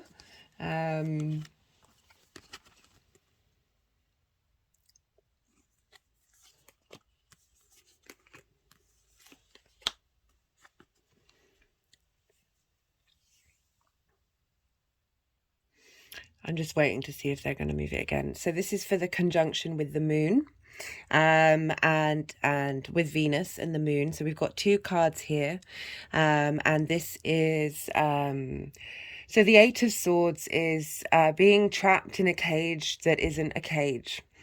Sometimes our thoughts can present themselves as being true, or concepts as being true, when they are in fact an illusion. There is the ability to walk out of this situation, out of this construct, and into a new land. And interesting to have that paired with the Six of Swords, which is about going on a journey. It's about only bringing with you to the new land, to the new dimension, to the new space, wherever that is, that new mental space. You're only bringing the things that are tried and tested, the things that have relevance to you, rather than this sense of illusion. You're not taking these swords with you, because then they're not serving you. This is very stuck energy, and then we have momentum, we have moving energy here, and this is for with the moon and Venus of of the moon, Venus bringing a sense of harmony, bringing a sense of understanding, a sense of appreciation, and helping you move through this space, this stuck space, and being able to now go on a new journey to a new land and a new way of looking at your career, your life purpose, and where you're headed. If you see here on the card, the waves are rocky here, but the direction that this figure is going in, it's very still, calm waters. We have, for the conjunction with Uranus, we have the Wheel of Fortune. And so this is sort of highlighting that this is linking into those eclipse energies, that the wheel is now turning upright. This is a positive card. Things are in motion. A shift of fate is happening. I did say this is very poignant, this period, for all the fixed signs, with Venus going through the area where the nodes are. And you know, this is Mars won't be going in Scorpio until the nodes have left, so we're not having that clearing that this is the last time we've got the ruler of one of the nodes in their own sign. So very, very powerful stuff, activating that eclipse space. So whatever's coming in during this time is shifting the wheel upright, and you're in an ascension. So with Neptune and Venus sextiling one another, we have the Queen of Swords. This is a figure who's been through some things. She's had some tough times, but she's come out very sure of herself, very cool, calm, collected. If you notice, and this is interesting because we're dealing with the 8th house of shared resources and the outside world's resources, this is the only queen who's facing away. She's not facing you straight on. She's very much in her own power, in a unique way of being, that she's not there's a sense of independence with the Queen of Swords, and there's a clarity, there's a higher perspective, there's a being real with the situation. But I like that this is coming up, even though we've got this sort of very dreamy, romantic way, this new envisaging of where you're headed in your career, that I like that this Queen of Swords is coming through and saying, okay, I appreciate that. I'm going to take that on board and I'm going to make it real. From a very real perspective. There's going to be a clarity to this dream that is going to help momentum drive forward. Because we have, for the energies moving forward, is the 9 of Pentacles, and very independent energy. So sort of following on from the fact that this is very independent energy, and the decisions, you're very coming to be very much certain of yourself with what's coming through, you know, working hard, laying those foundations, going inward, learning, being that, cultivating that that ability to communicate, give advice. There's the Hermit is very much linked into the sort of the wise old man in the wood who people would go to and talk about their problems and ask for remedies. There's that vibe with the Hermit, but also again very independent energy coming forward and clearing out old clutter from the moon, and having a real shift in gear where you're now able to be in command of that independence and in command of your own authenticity, and being able to put that into practice without this fear state of feeling immobilized. There's a real strength coming through. So the 9 of Pentacles is very much having made the right decisions. You've got the good foundations in order to then enjoy your time in your garden talking to the birds, that there's a sense of cultivation of abundance from putting in the hard work, and enjoying the process, and very much being true to yourself and making the right decisions for you, not based on say impulses that may have that have been cleared by this tower moment, this crumbling down of the structures inwardly, and that may have been outward, that are sort of clearing the decks for you to be able to use what is tried and tested, use what stands the test of time, and is able to assist you on your journey rather than hinder you, and keep you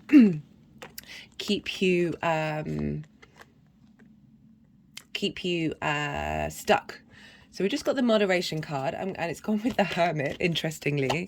I wonder if that's like a little nod from the universe saying, yes, cultivate that energy, but don't forget other areas of your life.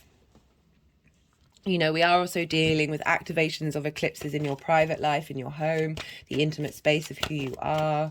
And this is all squaring you, so that you're going to have a lot of momentum to do things and be active. And it's just saying, like, don't forget yourself.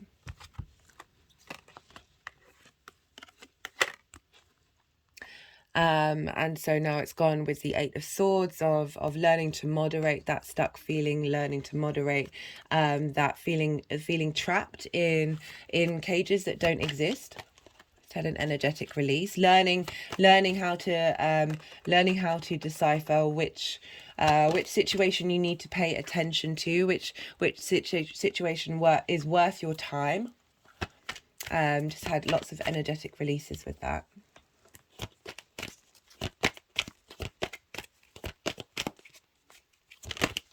Oh, start again. So yeah, just going to pull one more card. Just getting the feeling of getting one more card come out. Yeah, so it's not you know, with Venus, you know, sometimes there's the connotations of everything being easy and being sweet and being lovely, but you know, she also wants to facilitate you. She's helping this journey, helping you get in touch with your needs on a physical basis as well, and highlighting that, you know, that some work is, you can find pleasure in work. You can enjoy that space. You can enjoy finding the desire and motivation to move towards your life purpose. But yeah, I'm getting a lot of independence. So it's often how the outside world sees you. We've got the environment card. This has come up so many times during these readings. You know, it's not surprising with we're dealing with Taurus here, and needing to be in an environment that cultivates this space.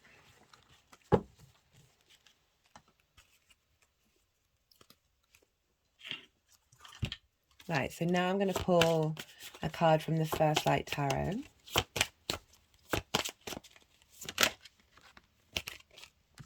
So we've got the Lover's card, matters of the heart, choices, physical love for your own self.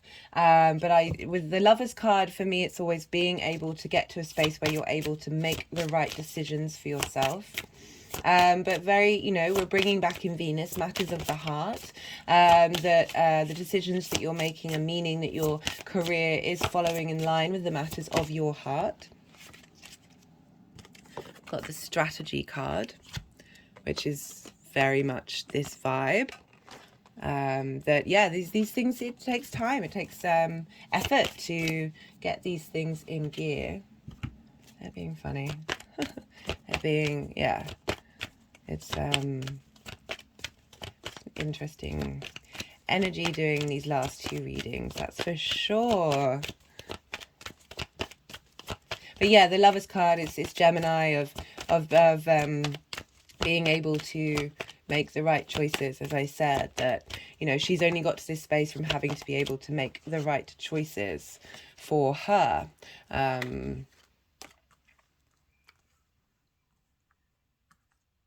So this is a piece of rose quartz that wanted to be here, getting in line with your tangible body, the senses and how they move and what they do, and getting them to be in line with your heart space.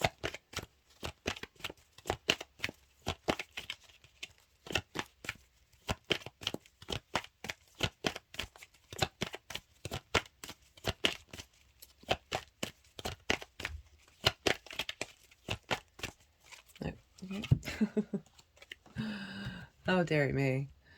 You know, sometimes when you feel, I just feel like my intuition's a bit off today. I think the readings have been great. It's just there's a part of me that can kind of feel this resistance.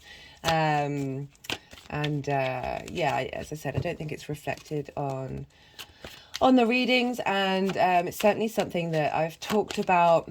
When was I talking about that? Just saying how it's okay for that to be the case. There's a moving away from perfection. There's a moving away from judging yourself if just we're constantly moving, constantly changing. We're constantly in different. I've got escape. So what was that? That was, yeah, that was that commitment to,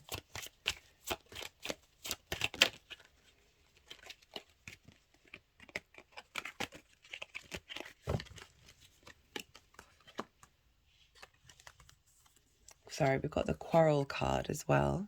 Both Mars in Pisces, Mars in Mars in Cancer. So lots of actions being taken that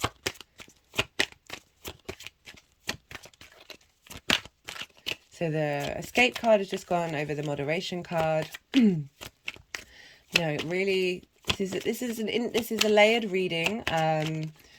You know, there are energies around that, yeah, one of my phrases is everything in moderation, including moderation. So with fixed energy, once you get going, you can get stuck in that space. And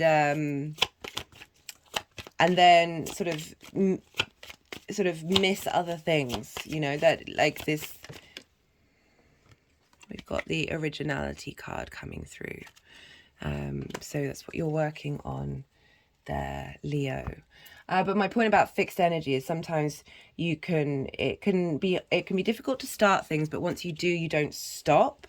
And there's a need to sort of stop and allow yourself that space of being in pause and being able to where are you wanting to go?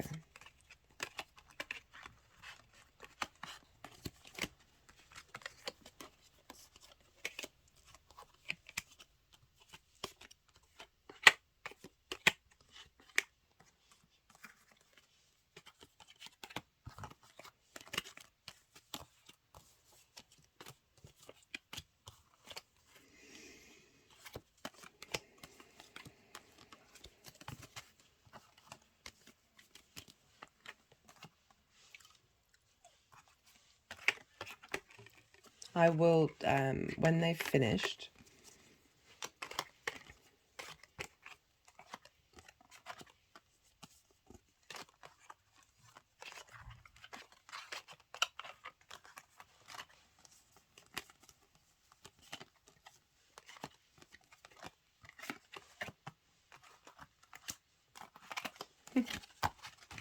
okay, so we've got moderation, quarrel. Okay, we've got quarrel, the Eight of Swords, the Tower card in reverse, strategy, the Hermit, to the Two of Wands, moderation, the Wheel of Fortune, Six of Swords. It can also be going on a journey. Then we've got environment, escape, being able to make right choices. You know, that could be a matter of the heart as well. I don't want to not talk about that, but I prioritize on the inner work. The Nine of the Queen of Pentacles, originality. Sorry, the Queen of Swords, originality, and the Nine of Pentacles. That's an interesting progression. I would really love to hear from you, Leos, to see what's coming up for you. Yeah, so, well, Leo, I apologize for all the interruptions. I hope it didn't disturb the reading too much. And be well until we meet again, Leo.